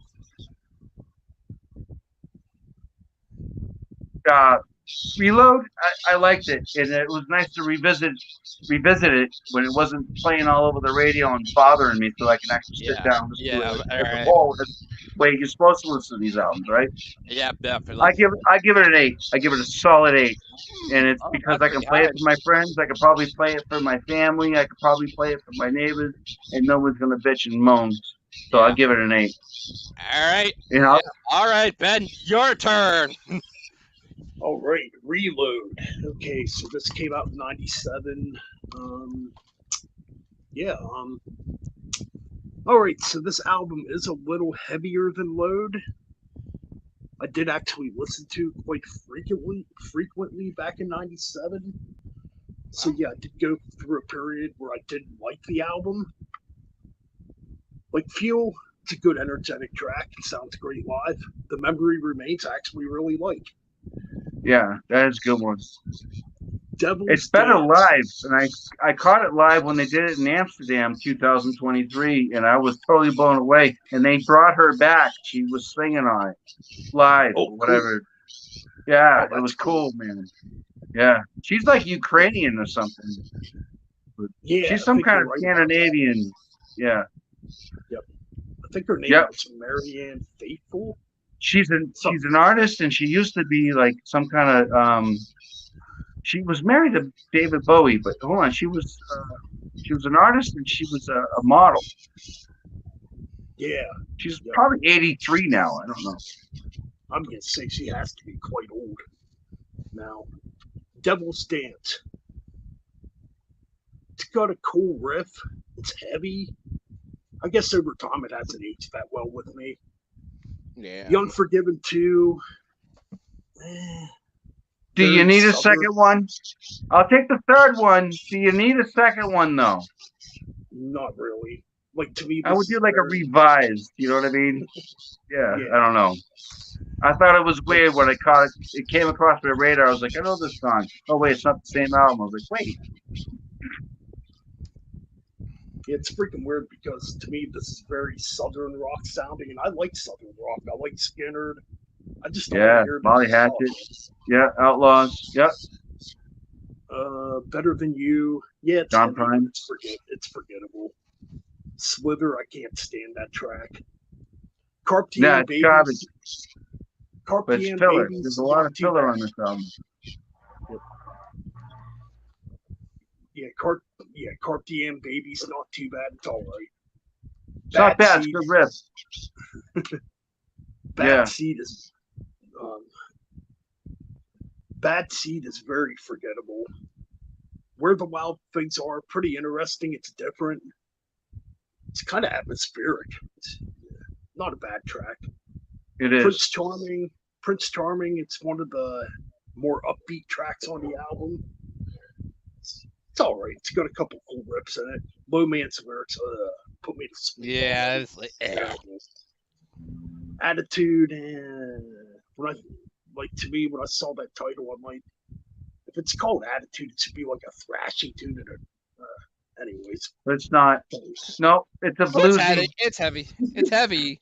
It's heavy. it's heavy. It's not, It's heavy. it's not thrash heavy. Wrote a new song about it. You want to hear it? It's a little diddly called like this. And then we get Fixer. Fixer, Yeah. the final track. 3 X's. Don't get it wrong. 3 X's. Yep. It's extreme. But Fixer, the final track. It's To not. me, it's like it's the Outlaw Torn Part 2. It sounds pretty much like a continuation of the Outlaw Torn. Yeah, pretty much. It's a pretty Dude, good track. I don't I'm a drummer. I barely play guitar. I can write better riffs than that. Yeah, I mean, With a there's lot not of really feedback. much going on there. Yeah. So, I do think Reload's a little better than Load. I give it a 6.5 out of 10. Yeah. Mm. That's my ranking. Yeah. It's got some good hits on it, though. It's got some good stuff where you need it in your definitely. library. You need it. Yeah, definitely. Because once you hear it, it's an earworm. And if you don't have it, you can be driving yourself crazy. This one, yeah, but to me, this one is got some great moments that I think are a little bit better than Load, but I still prefer Load over this one, but it does have some great moments on here. I do like Fuel, Memory Remains. I don't care much for Devil's Dance. It's Can I interject? Can I interject just for a second?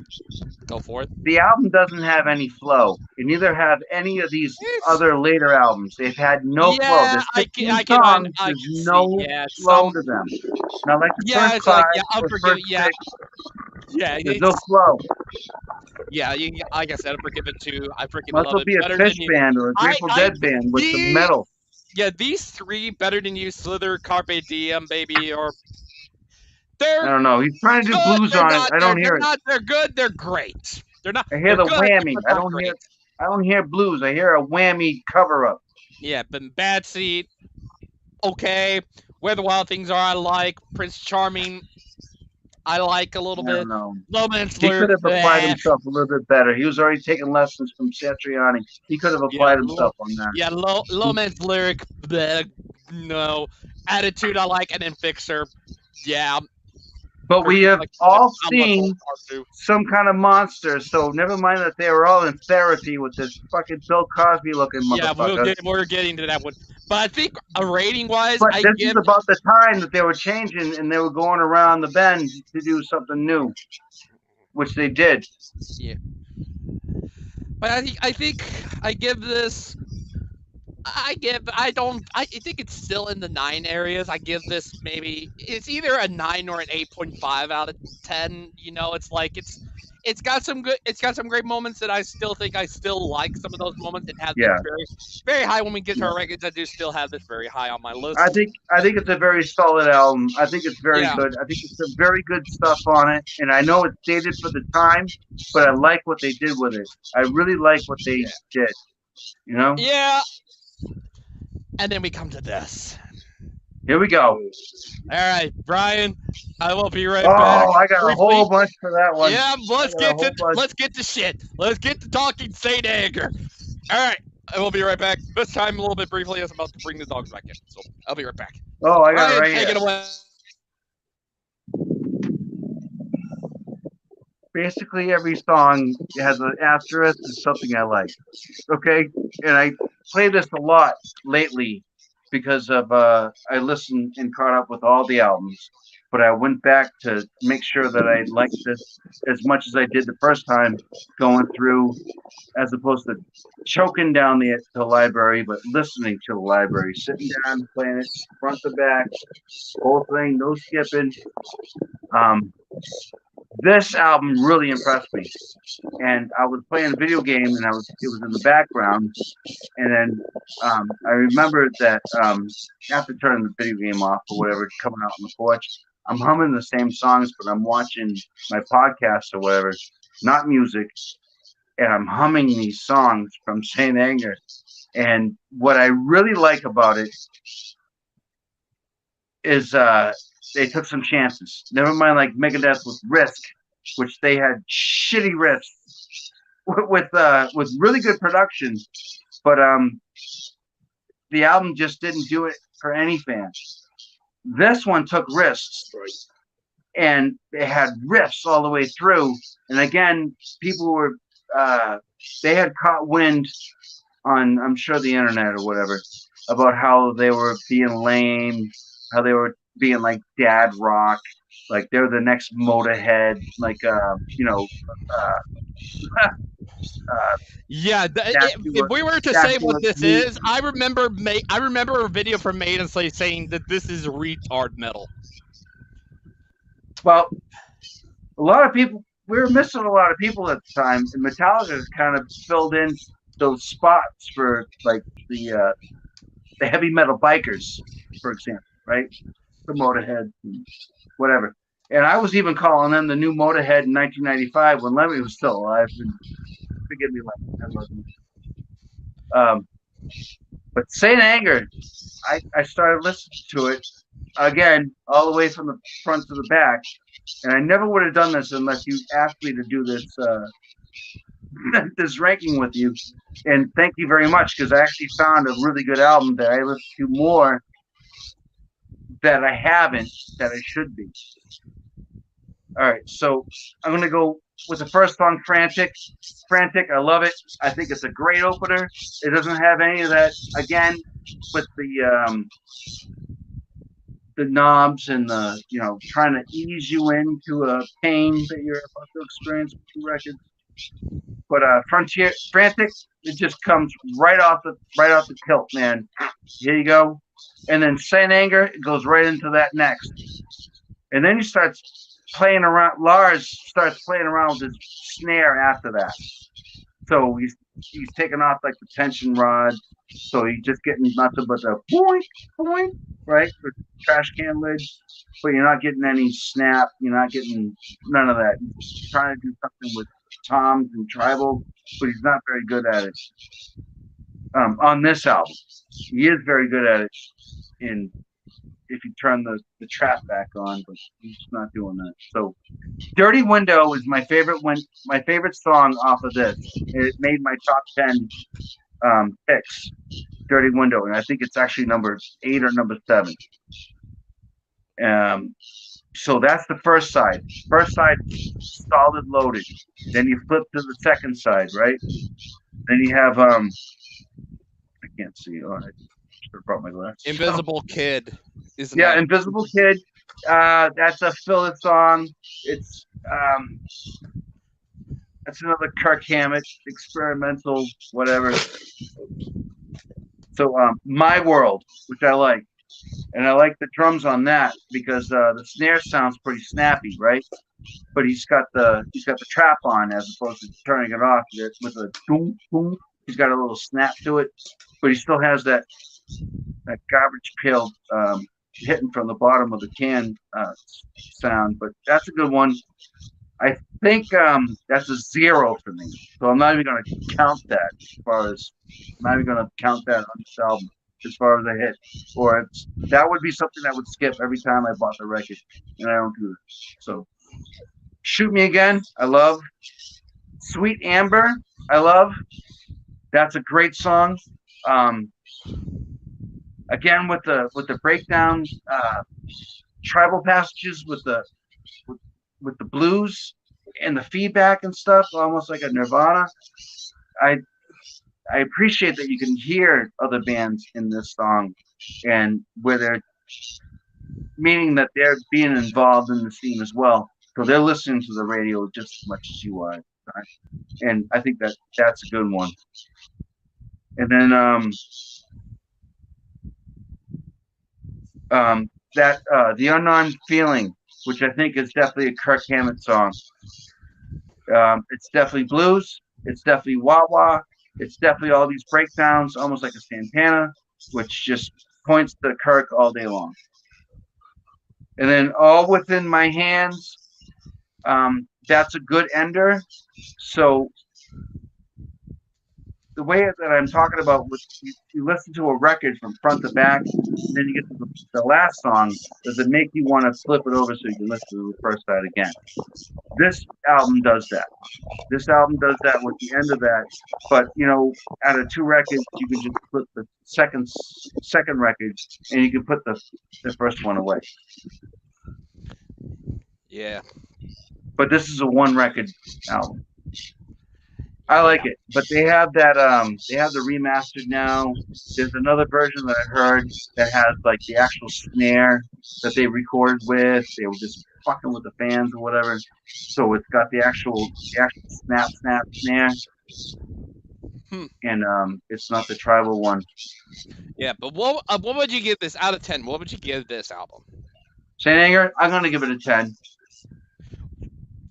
What? I'm giving it. Yeah, I'm giving it a 10. I'm giving it a 10. Okay. Because I revisited this more than I've revisited Master of Puppets in the past year. I've listened to this 6 times as opposed to Master of Puppets 2. Dang, just this year. Yeah, you're It's making my early. rating look like it's nothing. All right, I Ben. told you, man. Saint Anger. Yeah. I told you to rank up there pretty high. All right. Saying it. Wow. I haven't even given you my ranking yet, but I have them. We'll get to I'm gonna it. have a heart attack. I'm gonna have a heart attack. Yeah, we're like literally like what the hell? 10 out of 10 for this? Great. I wouldn't give it a 10 out of 10. Well, I can't see you. Gotta be the first. All right, Okay, Ben. Saint Anger. All right, Saint Anger. Okay, so this came out in 2003. Excuse me there. Yep. I remember the build into this album, and I remember the rumors going around. Oh, Metallica's going back to thrash, going back to playing fast and heavy again, and so it got me excited. I bought the album the day it came out. I'm excited right now. I want to hear what he says. Come on, we're all waiting to hear this, Ben. Come on. I'm excited like a little girl. Oh, you got it too. Yep, I got them all. But anyways, yeah, Saint Anger. Okay, so this album came out June of 90. I don't know why 2003. 2003, yeah. And I bought it. I listened to it. I'm like, yeah, it's heavier. It's faster. It's more aggressive. To me, though, I would call this the midlife crisis album for Metallica. Why? Because of all the shit that was going on at the time. With Jason leaving the band, Yep. James going into rehab, it looked like the band was over Yep. with the Yep. I Napster was in shit rehab happened. first. So this album, James just got remarried. Was he going through a bad divorce at the time too? Because a lot of his songs got depressing from here on. I don't know what was going on, but yeah, there was a lot. Wasn't fair to the fans. So yeah, this album though, it's aggressive. It's definitely fast. It's heavy. However, what's missing is the guitar solos. The production is absolute trash. Something we don't have to fucking really talk about because we all know this. Now, some people like the production. I know. Actually, Brian's not the only person I know that likes Saint Anger. A friend of mine here that I know actually really likes this album too because of the raw energy, which it's definitely there. I had to revisit it. Remember, I fell off before the Black Album. I fell off a long time ago. Saint Anger actually brought me back as a fan. They brought me back. I love them. I wish I saw the tour. All right, so the tracks. Frantic. I think Frantic kicks ass. I do Yeah. like Frantic. Yeah, it's awesome. It's got a cool rip. It's thrashy. It's heavy. It's like, yeah, that's what I want to fucking hear. And when they do it live now, Kirk actually adds a guitar solo in it now, which is cool. The track Saint Anger, not a huge fan of it. It's aggressive. I think the lyrics are absolutely stupid though. Does the snare ruin it for you? Does the production ruin it, the album for you? Because the riffs are right there. I mean, the riffs are, yeah. Yeah, the riffs are good. The riffs are there. Yeah, the drums could definitely sound better. And it would have been nice if they would have had a decent bass player on the album. Because Bob Rock did the bass duties. Some kind of monster. Some kind of monster. Yeah. Not a bad track. It's heavy. Yeah, it was the boot stomp. The boot stomp stuff, man. That's old school. Dirty Widow. Yep. They actually played this live when I saw them last year. Kirk adds a guitar solo in it now. I think Frantic and Dirty Widow sound better live. Like if they went back and re-recorded this album with a better drum sound and a better bass player, I think this would be a pretty cool album. Invisible Kid, I don't like. My World, it's got some cool riffs, you know. Yeah. Yep. Should Be Again, I Ain't Dead Yet. It's kind of weird. I really liked this track back then. It's got a pretty cool chugging riff in there. You know, it's all right. Sweet Amber's a pretty cool track. Sweet Amber's actually pretty good. I do like That's a good one. That's a good riff, too. It's good. And it's light. You know, it's light. It's okay. Let's see. The Unnamed Film. It's okay to ingest a hormone-blocking soy Metallica Bud Light. It's okay. Right. Yeah, The Unnamed Film, I think it's pretty good, actually. I like that. Purify, that song's not good. All Within My Hands. Now, this one's pure like thrash. Just headbanging. Yeah. Yep. And I do think it's kind of lost. Good the drums are good on that too. Yeah, the drums are nothing but a train on that. I'll tell you what, a lot of people give Lars credit for Justice, rightfully so. It's a great drum album. However, I think Lars is doing his most aggressive drumming on this record. Maybe that's why drums sound like so. Dude, he is nothing but confusing as a fan. He is confusing as a drummer. Just to watch him, and that's fine. But he has calmed down on his, non-metronome ability, and probably drinking too much. And the guy is a fucking energy drink just before you set him down with 2 sticks in his hand. No, Lars, you only have 2.5 hours. Use it wisely, right? It's always the first song. You fucking just rip the shit out of the whole stage. True. So yeah, this album's definitely aged on me. I don't think it's as bad as what I used to think. I think it's. I remember he used. Shockingly, I think this is slightly better than Load and Reload. So I'm giving it a 7 out of 10. Oh, you! Wow! Oh my God, Ben! See, he went high. I told you. You're going to be the only one down there with number 3 there, buddy. We have the same rating of this album, Ben. No way. Yeah, you were shitting on it the other night. No, I'm not. I give it a 7 out of 10. And for me, there's different points. I don't want to go through all the track by track because y'all did. I have no problem with there being no guitar solos. Yeah, right. I've listened to bands that don't do guitar solos, obviously. That's right. But that was the thing at the time. Metalcore bands, they don't do guitar. Some Feedback. don't do guitar solos. Feedback and riffs. Yeah, I'm not bothered by the snare.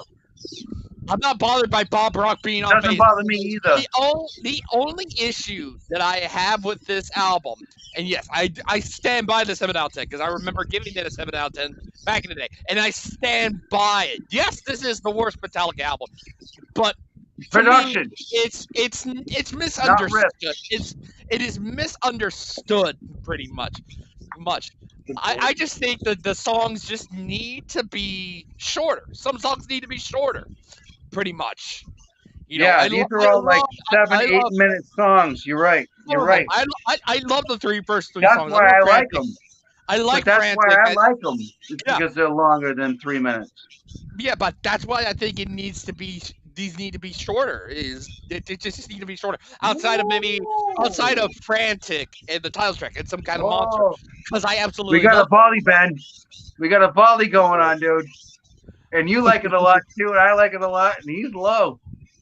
Yeah, I still have this. This is still dead last. This is the worst Metallica album.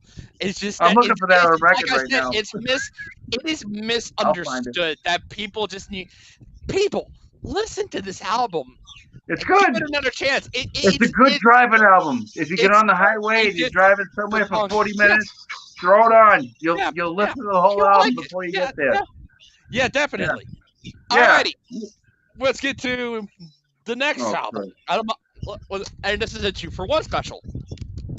Death Magnetic and Beyond Magnetic, pretty much.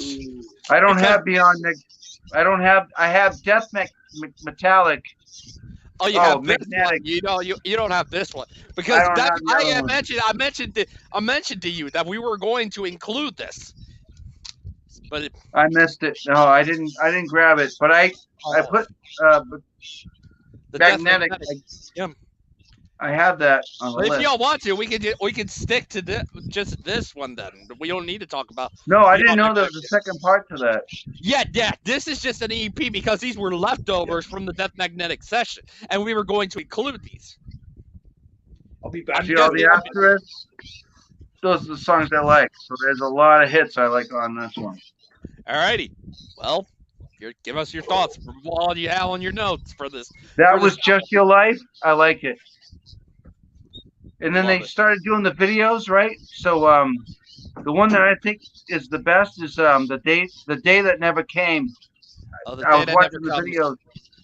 Yeah, I like that. It's kind of like you were saying, like all these later albums start sounding like Load mixed with the Black Album mixed with. This album was This was basically their return to thrash metal. They didn't do it. The Day That Never Came was good. That was like that's almost like a Hero of the Day song for me. It's like a continuation of one. Yeah, all right, I'll go with that.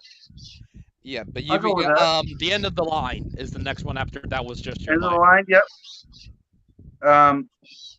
The Day That I'm sorry. Yeah, it goes from that was Broken Beat and Scorn. Scarred. Yes. Scarred, I'm sorry, yes. That one's probably my favorite off of that album. And then I have Suicide. I can't read my own writing. Sorry. But you're going in a weird order. That's not the right track listing I have on here. That was You're just your picking the albums, right? I have my list. Yeah, I got the already track made. listing right here on the album, the official album. That's the track listing. Suicide and Pedant. That's near the end. Yep, and then My Apocalypse at the end. I like that one. That one's So like no mentioning of the others. I'm like, okay. no, that's the tracks I'm picking off of this one. All right then. And that's 6 out of like 9 songs. 1, 2, 3, 4, 5, 6, 7, 8. Yeah, 9. Yeah, So I what would you give this? Like rank or rating? Production 10 out of 10. The way that it's actually written, it's dude. This album is a headache for me. This is another one like Bellwick, where I have to make time to sit down to listen to it. This thing is all out of sorts for me. This is not my flow. I don't understand this with all the other albums that I listen to that get along just fine together. This one is totally like fucking left field on the moon crater somewhere. Yeah. But yeah, there's 8 songs I like off of it. But there's too many ballads. All right. Then. I think it's weak. I think it's weak, and I put it out of the 13 albums. 11. There's 11. I think it's like 12 or 11 or something. It's up there at the top. It's 11 album. All right, Ben. Your turn. Right. That's Magnetic. Okay. Oh, you got that version. I remember having that version. Yeah. Yep, the version I bought the day it came out. So yeah, this came out in 2008, obviously, and this was Metallica going back to thrash.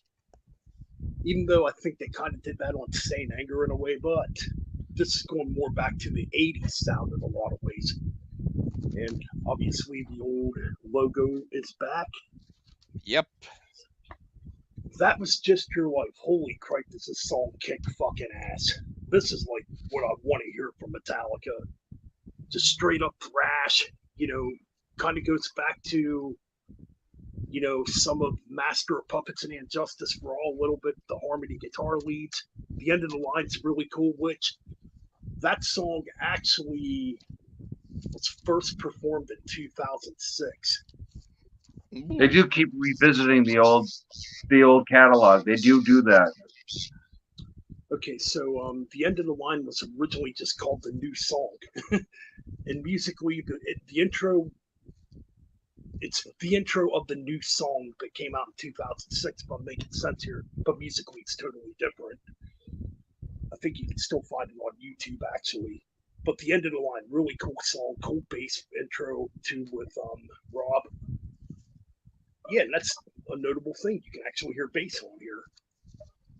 Broken Beat and Scarred. Pretty good headbanger.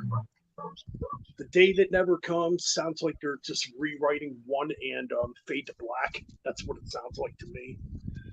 But I gotta say, the ending of it really jams. It's really good stuff. All Nightmare Long is my favorite track on this freaking record. Man, this song's just fucking high energy. Ben? Yeah, but and just thrash. some of the riffs are recycled. Like the first riff, and then like the 9th riff, they're recycled. Like it's almost like a concept album, but it's not. Like it makes people confused as far as fans. We back to? Are we back, guys? They did that on a few albums. But it's like frame rate issues or something, Ben. Yeah. So the Unforgiven 3. This is basically a continuation. We all good? Can you guys hear me? Yeah, we're all good now. I can hear you. I want to play checkers on your backboard. Cool. Yeah, I'm having some connection problems here. The Unforgiven 3. Anyways, not bad. I actually think it's the best of the Unforgiven. Call me nuts. That's nice. That's nice, though. I think they're all fucking timeless. I think they're all good. But it's just weird when it comes to you listen to the Black Album, you got Volume 1 or Part 1, and then you get another album with Part 2 and Part 3. I'm thinking like Ace Frehley, Fraction Mirror. Oh, But yeah, they do improve. They do. The third one is the best one, I think. Yep. With the same idea. I think it's a better version of it. Yeah, that's a good point. Yeah, they kind of added that S&M element to the Unforgiven 3. Maybe that's why I like it a little better. With the orchestras and the piano. Anyways, the Judas Kiss, this song's fucking killer, man. This is definitely old. Yeah, Judas Kiss is good. I like that. Bow down. Yeah, that's a cool. And I like the breakdown in it where it's like the blues breakdown with stoner stuff in the middle. I like it. Like it's almost like a space rock kind of thing. Right. Yeah, it's good. It's like stoner rock. Yeah, a lot of people. They had their thumbs on the pulse with all that doom stuff and shit, and they're not doing it. Which they should be bringing it back, and they should be the pioneers for doing it again. Not like Sleep or High on Fire or Electric Wizard or all these other struggling bands that are making money but struggling. Metallica could do it and bring it right back in one stadium, one seating, one live stream. They could do it. They could bring it all right back. They could bring Sabbath right back. So yeah, Suicide and Redemption, the first instrumental since And Justice for All. Yeah. A lot of people hate this instrumental. I freaking like it. I like the stoner doom metal aspect of this instrumental. That's why I like it. What I love about this band, right? What I love about this band is because of spanning out over decades, just like Kiss, they see like the trends and the, you know what I mean? Like the daily flavors of what's going to happen this year, this season, whatever, next year, whatever. And I don't understand why they just don't seize the day with it, because they could. Tool's doing it, but they do their own. That's true, yep. So My Apocalypse, final track.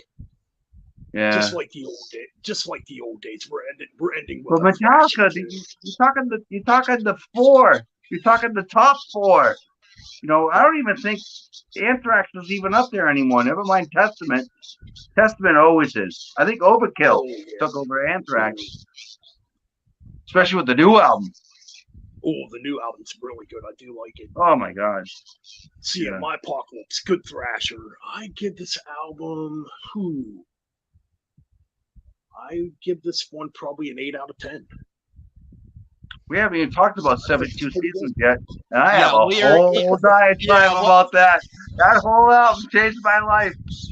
Yeah, we give the same, once again, Ben, we give the same rating. I don't know how, but we got the same goddamn rating. But, how many times did you listen to that during a bonfire when you're drinking beers? How many times did you put that on during the summer? I've listened to this a handful of times. The first 7 songs off I'm of one this of album. those. Like, how often do I play it? Yeah. If it's new, it's usually through the whole summer, and then it takes a rest after that. Yeah.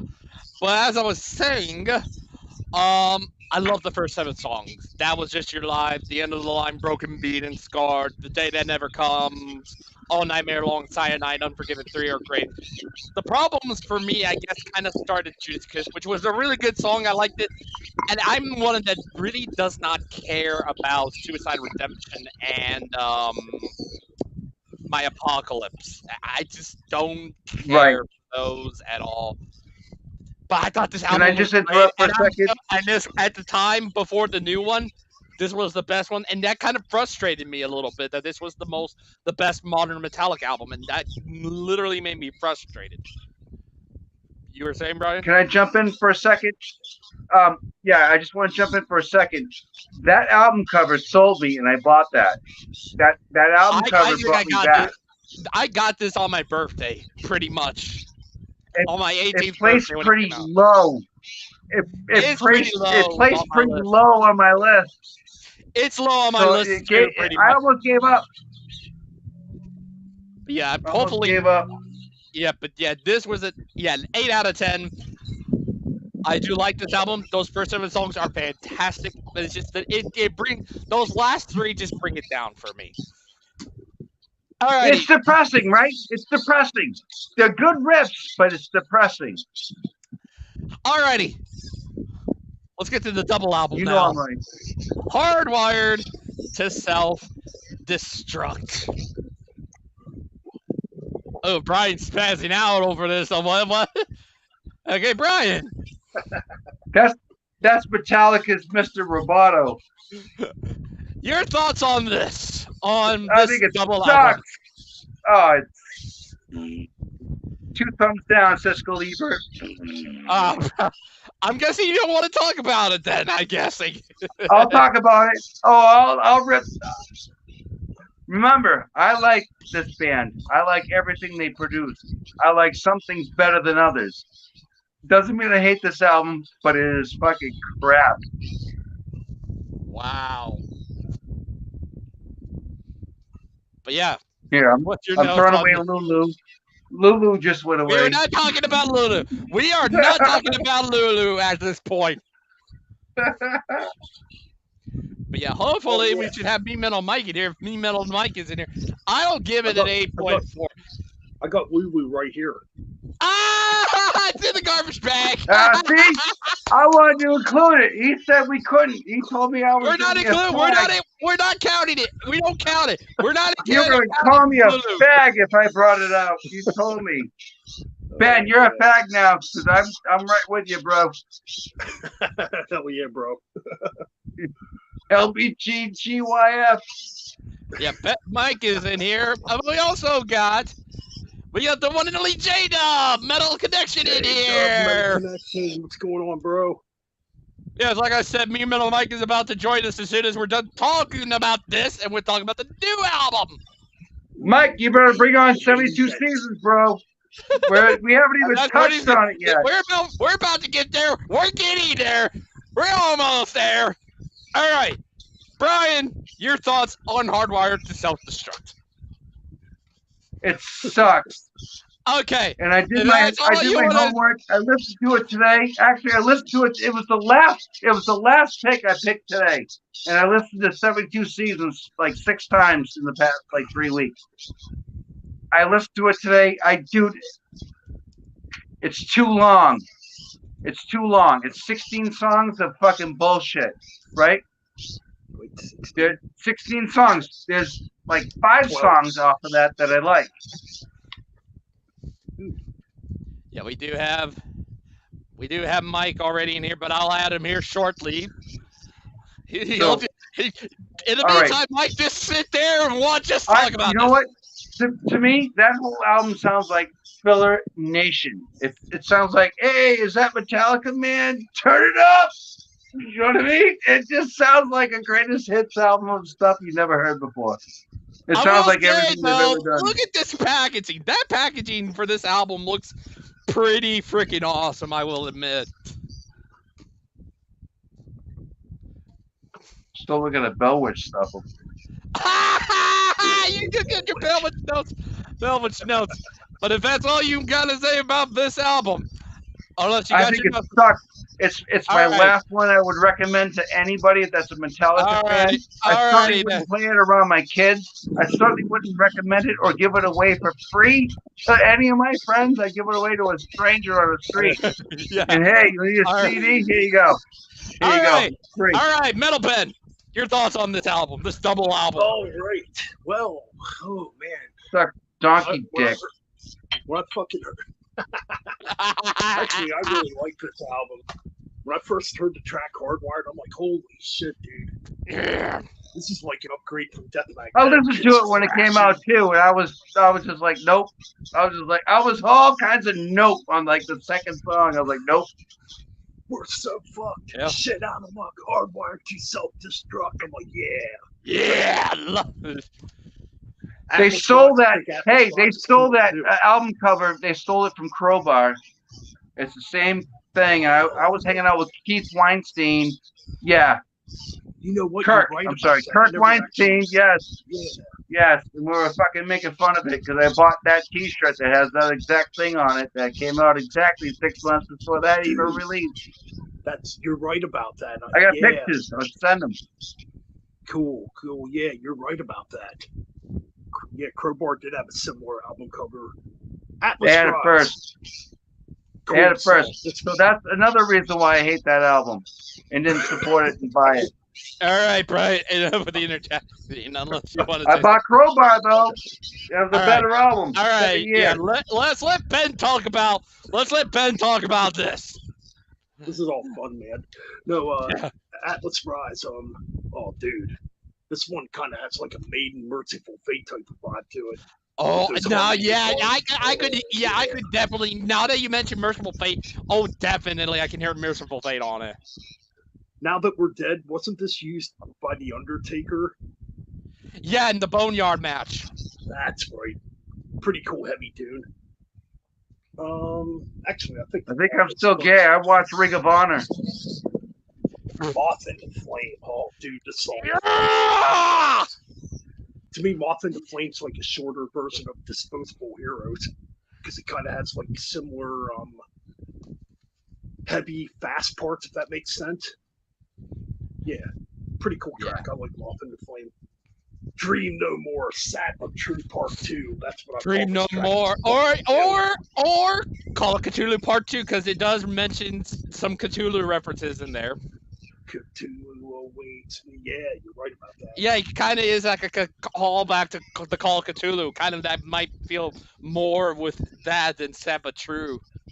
Yes, good point. Yes, Halo on Fire. That's a good excellent one. track. That's a Great good one. call. I like watching cover bands play that. That's fun. Yeah, that first disc, perfect.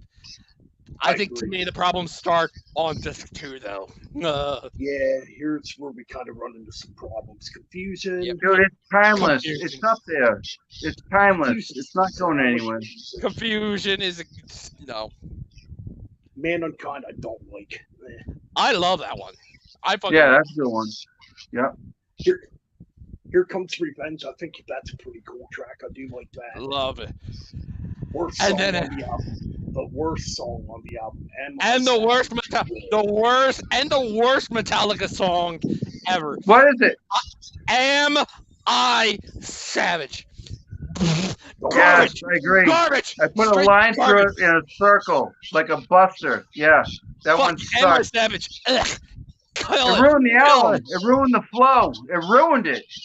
You're right. You were picking back up where you left off on disc 1, and then you come to the worst Metallica song and a big pile of shit in Am I Savage? It's shit. It's garbage. It makes Saint Anger enjoyable. It's filler. I'd rather listen to Saint Anger on repeat than Am I Savage? Hey, I'll listen to Say Anger twice on repeat and Rage I'll it do twice. that 10 times, In a 20 row. times, a million times. I love yeah, Say Ben- Anger. That's a good Ben album. could- That one yeah, grew but on me Ben- quick. Yeah, but Ben. You know why? Because I ignored it for so long. But now But that it's Am I on the Savage- radio and Am I bothering me, Savage I can is just sit like- down on my own time. And you know what? It fits right in. It grew up. Just like the 72 Seasons. I think this album is good. I think it's going to grow up. I know it's new, so it's hard to like digest and all kinds of stuff. Yeah, it's Two not records. going to go any higher. It's nostalgic, yeah, Ben- and it's got the doomy at the end of this one. I can't wait for another 7 years. I hope they bring us some Sabbath again. yeah. Go get all some right. orange fucking amps and go get some SG Gibsons. All right. But anyway, Ben, continue. Murder One. Okay, so this track was dedicated to Lemmy. Man, It's okay. it's all right, but I was hoping for something then- fast like Ace of Spades. Yeah, but it's at the very least, it's not hot garbage like Am I Savage? Let me think. He's made it there. He's already told me. He's good. We end this freaking album with the best track on the album.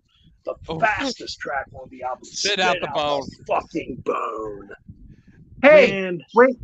Are you referring to the Metallica video that is to Lemmy when they showed Lemmy getting kicked out of Hawkwind and they took his car from Canada going across the border? Is that the one you're talking about? Yeah, that's Murder. Yeah. What song is that? Murder. Yes. Hold on, I'm looking it up right now. Yep. Oh, But yeah, overall, your thoughts. is that what you're referencing though? Because I know what you're talking about because I watched that today. So yeah, spit out the freaking. Oh my god. Yeah, and he took his bass and he was using it as like a rifle, and he had like the scope, and he was going to shoot the guy. They were going down in like a Chevelle or a Plymouth, Le Mans. Right, so, yeah, big wide ass fucking truck. Yeah, that's good. That's good reference. Yeah. Now I have to look that one up. So anyway, spit out the bone. Spit out. That's a 12-inch single though, right? Brian, hold on, man. No, we don't want Ben to get angry right now. So no, it's a 12-inch single though, I think. All right.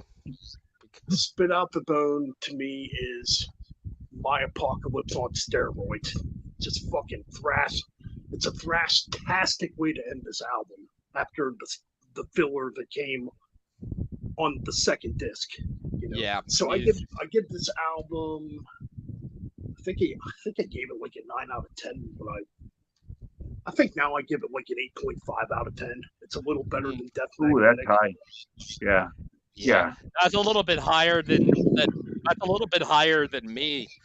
The production is top notch. I just think the production is great on here. It's and like weak. I said, that first disc is literally perfect to me. But like I said, confusing mess, Man Unkind, I love. Here Comes Revenge again, I love. Like I said, Am I Savage? Hot garbage, fucking garbage, dog shit. Get it out of here. Yeah, it's a lot of garbage on that album.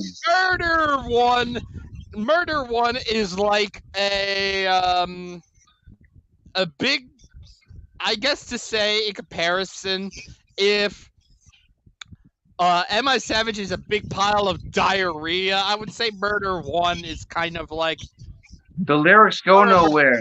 The chorus goes nowhere. There's no build up. It's fucking just bland. No salt, no pepper. It's like solid. It's like solid little dog shit in comparison to Am I Savage, but I think it's decent. And then Spit Out the Bone. I used to not care about it, but after seeing them play, Spit Out the Bone is good. Yeah, I used to not like it, but after seeing them play it live, I'm like, okay, I like it now a little bit better. But I think for me, I give this a 7.5 out of 10. You're generous. Yeah, I'm generous. At least it's above Saint Anger at the very least. It is produced nice. Yeah. Yes, it is. It's just that there's some bad songs that bring it down. Like I said, Confusion and Am I Savage. That album is nothing but depressing, and I think it's garbage. It should be tossed out of your I like it. I'd rather just listen to disc one on this. But don't give that to your kids. Too fucking depressing. We're about to now. Bud Light. But now, let's bring me Metal Mike in to talk about the new album. Bring on this, mofos. Yes. Yeah. Let's finally talk about the new one, baby. Still don't own it yet. My copy is supposed to get my copy on Monday. They fucking waited in the mail. You ruined this. All right, we're going. I'm doing it a little bit different order with this one. So since should have been here 2 hours ago, kid. So Mike just joined us. Let's have me Metal Mike. Okay. Well, this album surprised the hell out of me. Nice. It did. It really fucking did. The background on this album supposedly talk about both. 2 records. Yeah. Supposedly the background on this album, the album was originally going to come out 2019 originally before COVID happened. I think.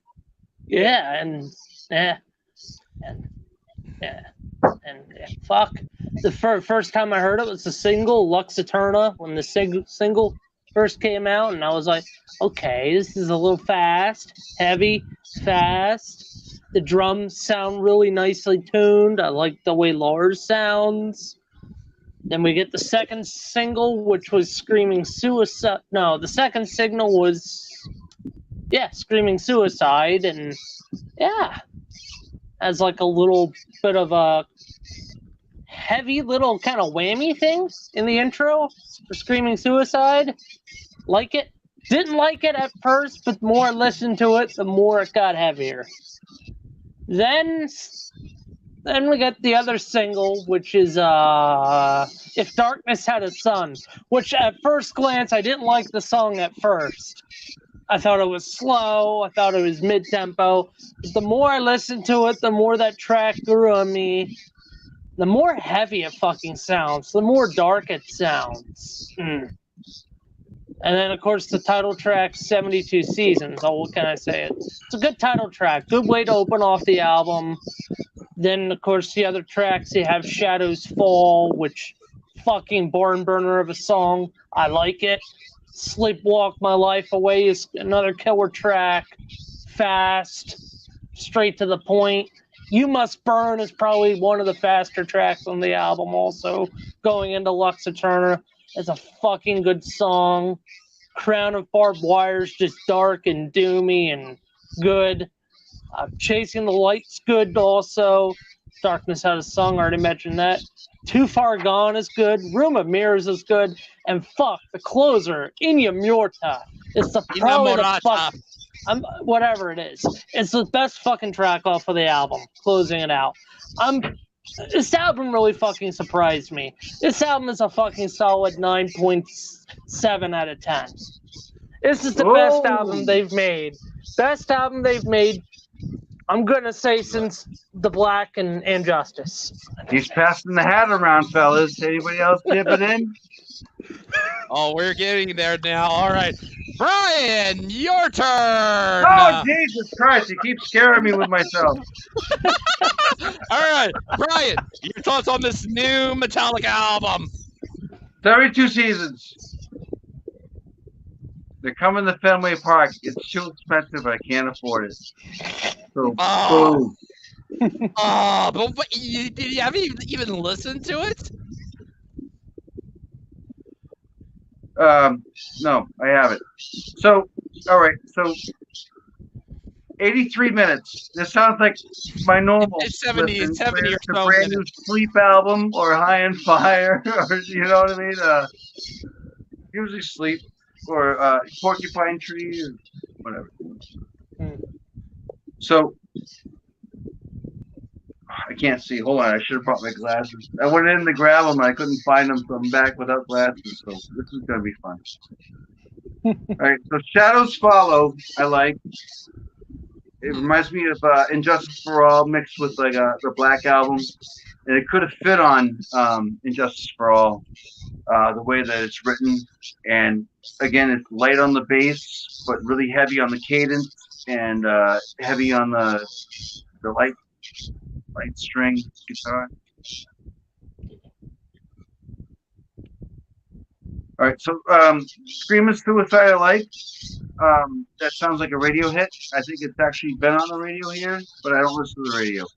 I think I've heard it on the radio before, but I've at least ran across it before it's come across my YouTube or my streaming services or whatever, but it was good. I liked it. Sleepwalk my can't read my own writing. Hold on. Sleepwalk My Life Away. Metallica, when they were starting to come out with stuff, if you follow them on their YouTube, they released 5 singles, right? So one's 8 minutes, one's 5 minutes, 6 minutes, 4 minutes, whatever, right? So you have like a 23-minute 5 release EP album, right? Which I think is glorious. And every single song on it is a hit, which is everything off of this album. So I would have much rather had something like that in the vein of a Garage Days revisited EP without the cover songs, with nothing but what they did for the original they put out for this season. I liked what they did with this album very much, and I ranked this pretty much right in the middle out of what is it, 13 albums? There's 13 now. So I ranked it right in the middle, and it's right before Saint Anger, which I talked very highly about before you got here, Metal Mike. Saint Anger, we all give it a 9, pretty much, or a 10. I gave it a 10. All right, so moving on with the hits. That Lux Eterna with that Lux weird, Eterna. yeah, I loved it, and I listened to it again twice because I liked it so much. The first time I was like, yeah, I remember this. Yeah, I remember this. We can talk about it, but that's good riffs, good drums. Lars, he's not lazy on this one, and I mentioned it before. Every time that you hear about a new release coming from a band that you love, and that you respect, and you listen to and grew up with, you want the new album to be better than the last one, and maybe the best one is the good one, and maybe it won't top your favorite one, but maybe it'll make it another 20 years of memories that you can share along with a younger generation and get them into the scene. So this one does it for me. 72 Seasons, I think is I think it's a 8 out of 10. But I've been given 10s out of 10s from everything that we've grown up with since the beginning. I'm going to give this one an 8 out of 10. Wow. I really love that Crown of Barbed Wire. I like that a lot. I like Chasing Light, which I think is a filler song. But If Darkness Had a Sun, which is that newest release that they put out on YouTube that comes from the label that they own. That came out, I don't even know, 5 weeks ago maybe? I like that. And good double bass on that. And Too Far Gone, which I like, but it's boring. And then Room of Mirrors, I like. But on my top 10 of all time, Metallica, this song made it, which is In a Martha, which is the doomy one. It's the last one. Yeah. So when it comes to 72 Seasons, I enjoyed listening to it because I took the time, sat down, listened to it, start to finish all the way through. Still waiting for my record. Listen to the midnight release, okay, whatever it was, Tuesday, whatever the fuck it was. So first album is more nostalgic, and it reminds me of all these other things, getting prepared for something that's not going to be Metallica on the second record. And by the time I got to the end of the second record, I got the doom and the sludge and the grunge, and I got the heavy, like maybe they're going to do some stoner metal stuff. This one really hit all the spots. I even thought I heard some keyboard in there. Maybe I'm drinking too much. But this album, like the second album out of both, right? So first and second album, third and fourth side. I think this one was it was a home run out of the park compared to me trying to compare this album to Wired to Self-Destruct, right? Hardwired. Yeah. Hardwired to Self-Destruct. I'm sorry.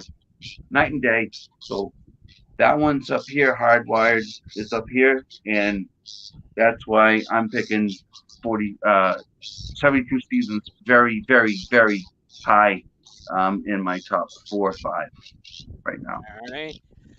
You know what? I wanted Thrash, and they gave it, and they gave us something new, and it wasn't the same old filler. Yeah, it's so much different. But yeah. They did that 5 EP. That 5 EP for 23 minutes to promote this album for 83 minutes. They hit it right on the head with all of those. Yeah, so I'm in. 77 minutes. I love it. I love this album. I think it's good. Good follow-up. Alrighty. Yep. All right, Ben, your turn. I know you did a review for this. I know you did a review to this before we did all this, but I'm pretty sure your opinion has changed. So, okay, so yeah, I reviewed this the day the album came out, which was stupid to do because the album. Okay, so when I reviewed it, I only had 2 listens of the album, so the album didn't really sink in. Which I think as a reviewer, it's a mistake to review an album that soon. But okay, so I've had time with this album, and I've been playing it a lot. This album has really grown on me. Like 72 seasons. Okay. Yes, it does sound like it. It kind of sounds like something from Hardwired. However, this track kicks so much ass. Oh, it does. I mean, it's like thrashy. You get like mid-tempo stuff in there, similar to what you got like on Injustice for All. Can I just interject for a second? And I'll make it real quick. But remember, I keep saying that when you get to the last song of a record, after listening to it all the way through, does it make you want to flip it and listen to it again? This album does that for me all the way through. Both sides, both records. It does. I'll listen to that again, you know? I'm sorry. Go ahead, Ben. It's your turn, dude. I agree. Anyways, Screaming Suicide. Oh man, this track's killer. This one's got fucking rips, dude. Oh, you forgot Shadows Fall, Ben. Hold on a minute. Shadows. No, Screaming Suicide's the next. Wait, yeah, you're right. Yeah, Shadows Fall. Yeah. Shadows Follow. Okay, yeah, I meant Shadows Follow. Okay. So this track, fuck, dude, it's got rips. It's freaking heavy. Yeah. Yeah, it's riff heavy. Yeah. And it's heavy-sided, that too. Yep, exactly. You got four sides to pick. They're all heavy. Pretty much. So yeah, this track's really heavy, really good. Yeah, definitely harkens back to like Injustice for All too. Maybe a little bit of Master of Puppets. Yeah. It's nostalgic on the first album, and then the meat is on the second album. Yep. That's right. Screaming Suicide. So this track, I originally did not care for. Okay, just thinking here. Okay. I think it's a grower. I'm still not quite used to the song titles. Okay, Screaming Suicide. This track, more mid-paced. Yeah, it sounds like it probably could have been on the Black Album. However, I think this sounds like a progressive version of the Black Album, if I'm making sense here. Like, you're taking that progression of Injustice for All, and you're making it kind of Black Album sounding on this track. See, it's pretty good. It definitely grew on me. You Must Burn. Okay, this track to me would be like Sad But True Part 3, for being honest. So yeah, this one definitely has like that mid-paced groove. My only problem with this track, I think this track would have sounded better in drop D tuning. Yeah. Drop F. It's not a bad track. It's probably my least favorite on the album. I think you forgot Sleepwalk My Life Away, Ben. Shit. See, Mike, you know, they play in C standard, right? They don't do drop D much, and they switch out guitars for certain songs, yes, but I think they play in C standard pretty much. I think. Sleepwalk My Life. Oh, fuck. Hold on a minute. I'll look it up. I'll tell you later. I thought I just talked about that track. Screaming Suicide I talked about. Yeah, you are. I'm pretty sure you are on Sleepwalk My Life Away. You're on Sleepwalk My Life Away. Okay, I'm sorry. Yeah, Sleepwalk My Life Away. That's the one. That's the one that sounds very Sad But True. Like it's got like that stop-start riff. That's the one. Okay, I kind of fucked up there. Okay, so that's the track to me that should have been a drop D tuning. Yeah, I think. You Must Burn. Now this track's really fucking cool. I do like this track a lot. Oh, God, I like it. It kind of has like that progression too. There's like a riff in this track I really like too. It reminds me of I'm trying to think. It's like mid. Yeah, it's in the middle of the track. It reminds me of like Leper Messiah a little bit. Leper Messiah. Yeah, Lars is doing like the simple drum beat,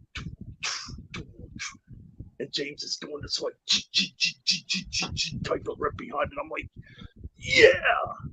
I was fired up when I heard that. I'm like, yes, that's what we want to hear. Yeah, that's a heavy one. So, Lux Eterna, released way back in November, the first single. right away I got Kill 'Em All vibes. I'm like, yeah, obviously Hit the Lights. I'm like, yeah, this is like a modern day version of Hit the Lights. And it's fast. It's like a throwback. And also a tribute to Diamond Head in a lot of ways. You can definitely hear they're paying tribute to their roots on that track. Yeah. So yeah, short, fast, to the point. Crown of Barbed Wire. Oh, dude, this track's fucking cool too. That's kind of a Sabbath. Kind of has a Sabbath thing going into it a little bit. I think that's the first song they built this album around, in my opinion, because that one's just strong, solid, good riffs, good chug. No, it's Crown of. Oh, I kind of fucked up here. See, No, you're correct, Ben. It's Crown of Barbed Wire. You're correct. But yeah, no, I'm just trying to think here. Yeah. Okay. No, it's Crown of Barbed Wire that has that fucking riff I'm thinking of. That. Yeah. Yeah. You had it right. Yeah. I'm like, I know what you're talking about. I picked that one. Yeah. Yep. That's a killer track. Chasing Light kind of takes me back to Ride the Lightning a little bit, the chunky riff. Like, so Ben, 10 out of 10. What would you rate this album? 72 seasons. Well, for a new album, and it's fresh. It's fresh off the market. Well, you know, he hasn't got into some of the other songs yet. Yeah, people keep interrupting me, so like it's like. Yeah, Brian, let him finish. Oh, I'm sorry. No, I thought he was at the end. Yeah, no, Chasing Light. Yeah, that track fucking kills. That's definitely like a throwback to Ride the Lightning a little bit. Yeah, it's good. It's got some fire to it, man. If Darkness Had a Son, I remember I really didn't care for this track in the beginning. However, it has grown. I'm like, yeah, this is definitely a throwback to Justice. It's like I Have the Beholder Part 2 a little bit. Yeah. Yeah, I hear it too. Yep. And a part of this track is kind of taken from a leftover Saint Anger track, Temptation. Right. But and it's not like recycled riffs either, like they did on some of their other albums that recycled other riffs on the same albums. Like they did something fresh here, and they did go back to the old school, like they listened to themselves when they used to be kids. Right. Temptation. Yeah, that part's pretty cool. Too Far Going. Oh man, this is a short little track. Oh man, this is where the harmony guitars come into play. I'm like, oh man, the solos in this track are actually good. And in my original review, I gave Kirk a lot of shit for his solos on this record. I mean, they're not like the best solos, but there are actually some decent solos on here, and this is one of them tracks. Mm-hmm. How many times did you listen? How many times did you listen to this all the way through? Let's see, probably up to about 12 or 13 times.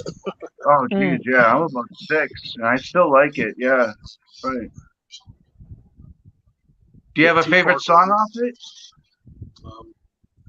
Something you identify? Yeah, that's a good one. Yeah, I got an asterisk by it. Ben, you there? Good shit.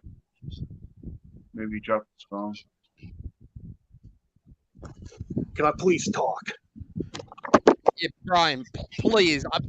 I too am in a little bit. We're near the end, at least. Oh, I'm just waiting for more. There's still like 4 more albums. Let Ben talk. Let Ben talk. I'm done. Oh no. Brian, what the? Good Lord, Brian. Like, why? I'm gonna catch you keep interrupting, Brian. I'm trying to be freaking nice, but just edit it out. I'm just asking questions. Just edit it out. I'm sorry. Jesus Christ, this is. But you're asking too much questions, and keep cutting. It's literally like Ben has already had enough to deal with, and we're like, can we at least end this so we can you stop interrupting and finish this? We're like literally we're right at the end. I thought it was a discussion. Sorry, I thought it was a discussion. I'm sorry. It's not quite a discussion. It's this is literally a long-form version of a discography review. We're all trying to give our individual opinions on this, our reviews on these. It's not a discussion. It's a review. That's what these All are. right. Okay. Apologies, everybody. Ben, I'm sorry. continue.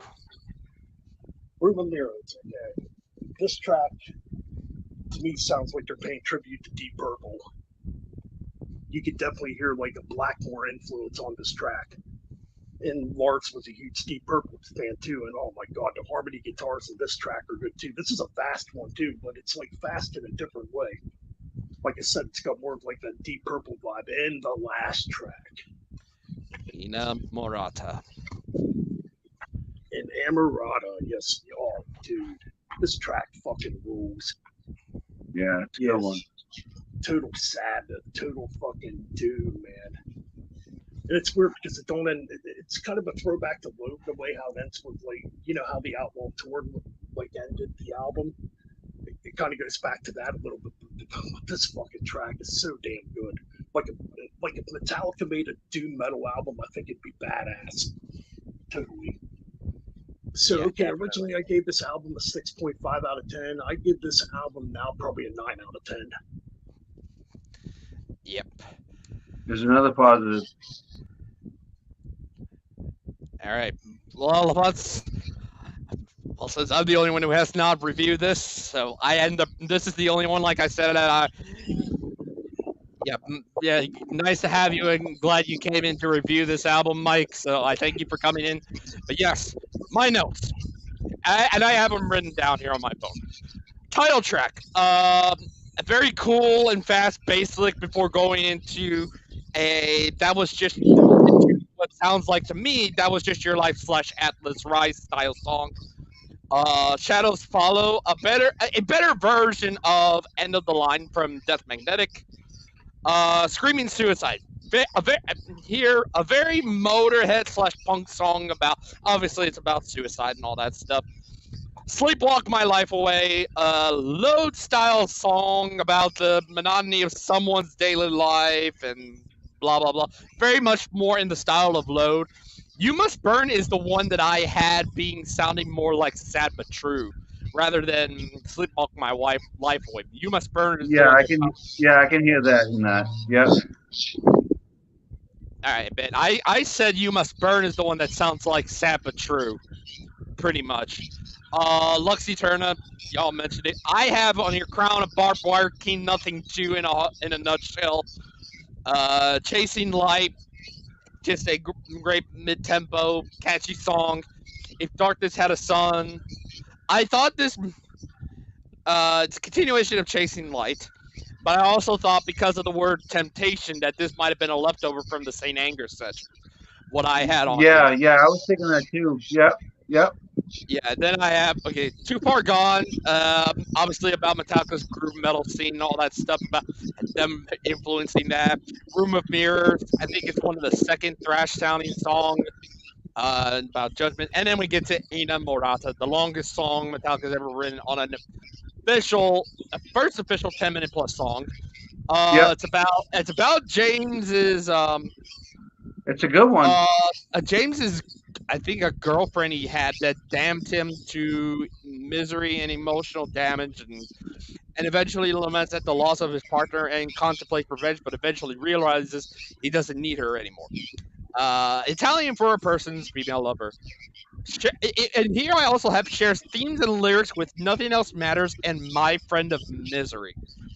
But overall, finally, a modern Metallica.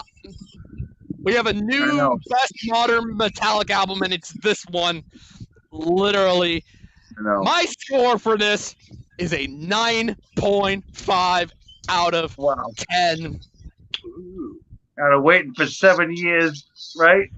Waiting to redeem 7 years. Yeah, I've had to wait since 2008 to finally have a modern Metallica album that's fantastic, and this is one of those.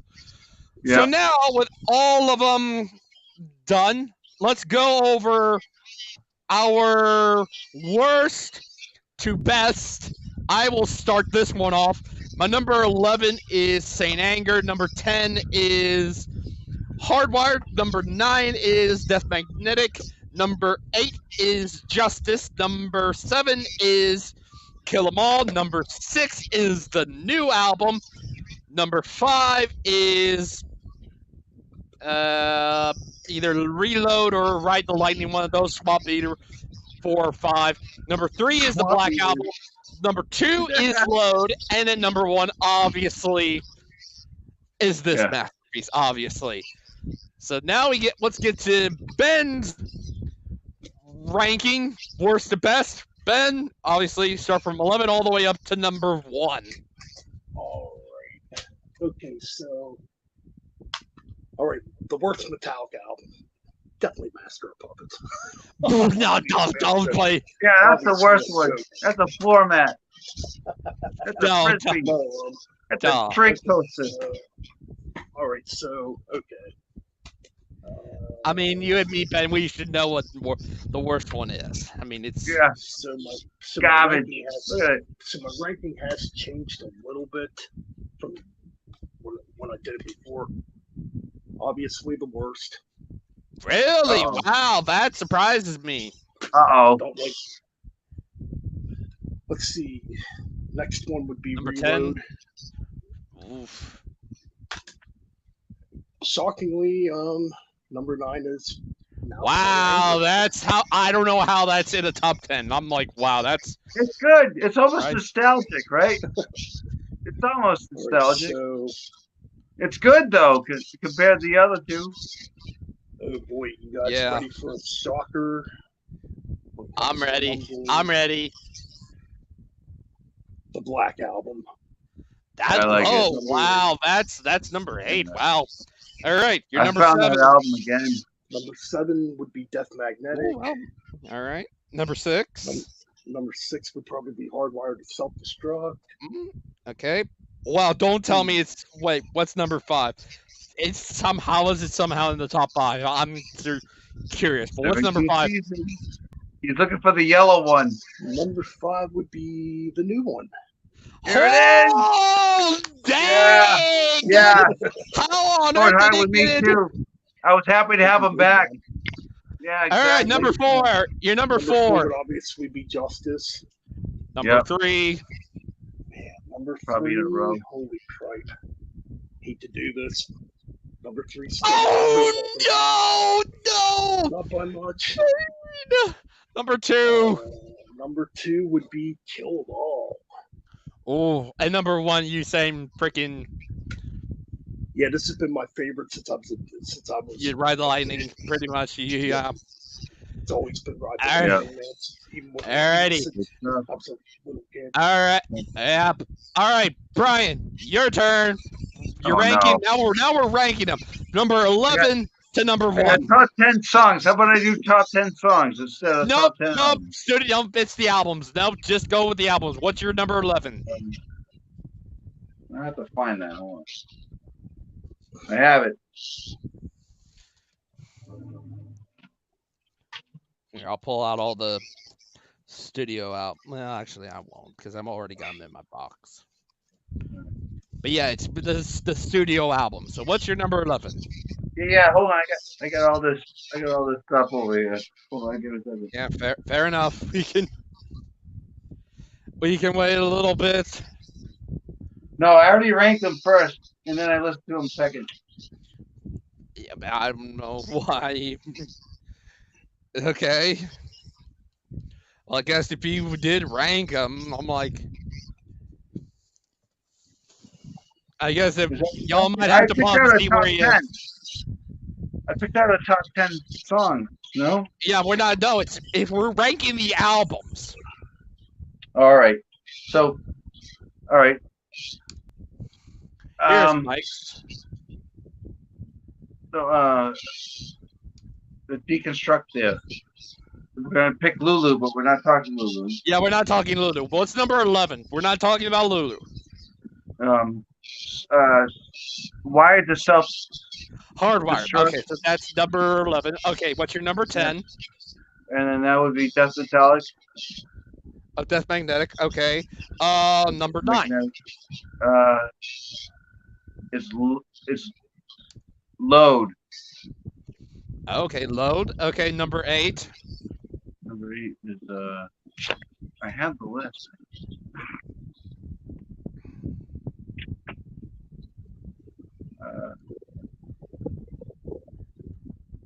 I think it's Black. Okay, And then- Black Album. Okay, that's interesting. Okay, number 7. Then it goes Anger, Number 6. and then it goes 72 Seasons. Same in mine. Number 5. Yep. We're not doing the Garage Days EP, right? Nope. So number 5, I'll do Injustice for All. Yep, that counts. So that's number 5. So what's number 4? Number 4 will be Kill 'Em All. Number Which 3. is a 10-10 album. Yep. Number 3 is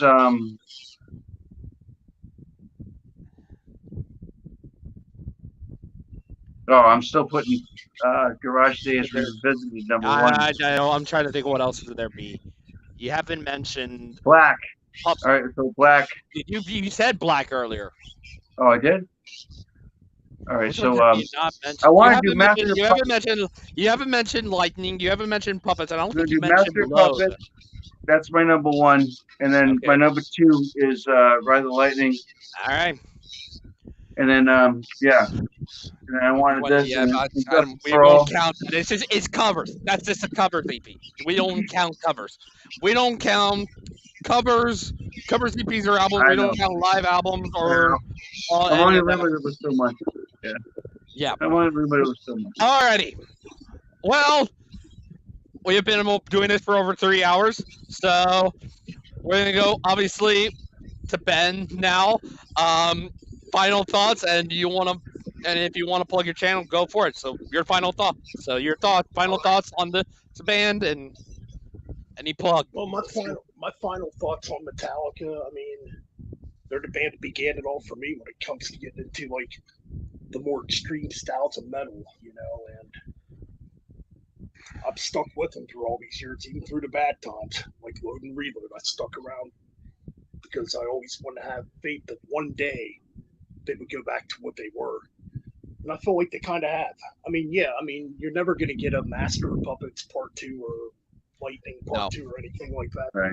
They used to set the bar though back in the day. They did. Yeah. Yep. Yeah, they did, and then they're not doing it anymore. They're coattailing. They're waiting for somebody else to do it. Maybe they'll find another sound. I guess.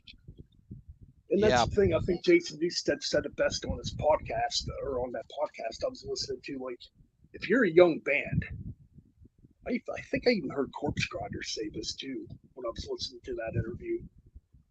You're missing as a young band. You want to stand out. You want to own that crowd. And I don't really see much of that nowadays. I mean, why we haven't got the next Metallica, like in my opinion. Like Metallica is still the fucking leaders. They're the ones still selling millions.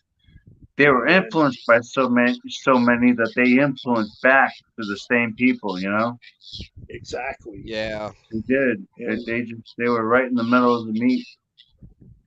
So yeah, for me, very influential. Reason why I play guitar, the reason why I fucking love metal, Yeah, nice.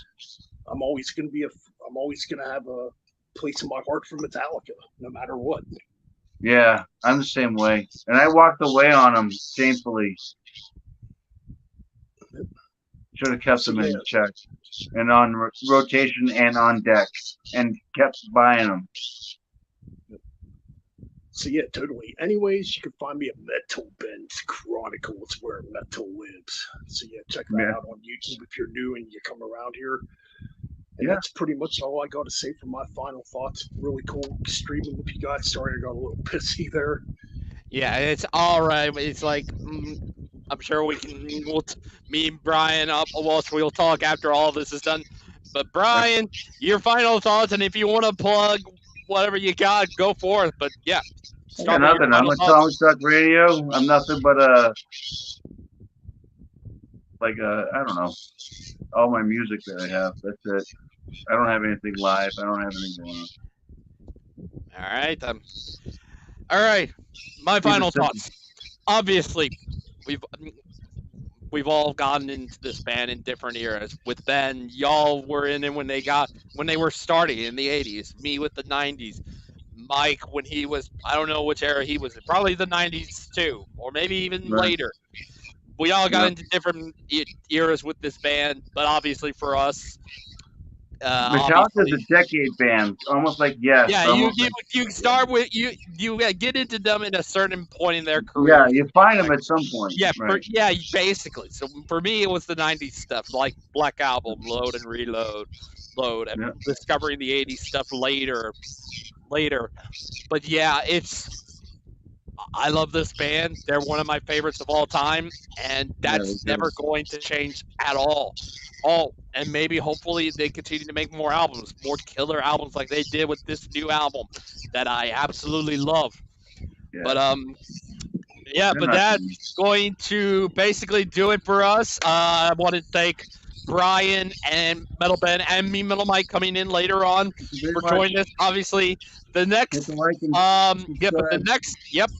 but the next deep dive I'm going to be doing is I'm going to have Clint you, Cthulhu Ben. join me. We're going to be talking about Scar Symmetry next month, and that will be back to being on Sundays and stuff like that. And then after that, it'll be me and me, Metal Mike, with ACDC. So I will, again, to those who joined us, me, Metal Mike was in the chat, J-Dub, Karen, Motley Crue Junkie. Thank y'all for popping in here. But thank y'all for watching. This has been our deep dive for Metallica. We will see y'all later. And as always, keep things metal. We will see y'all later.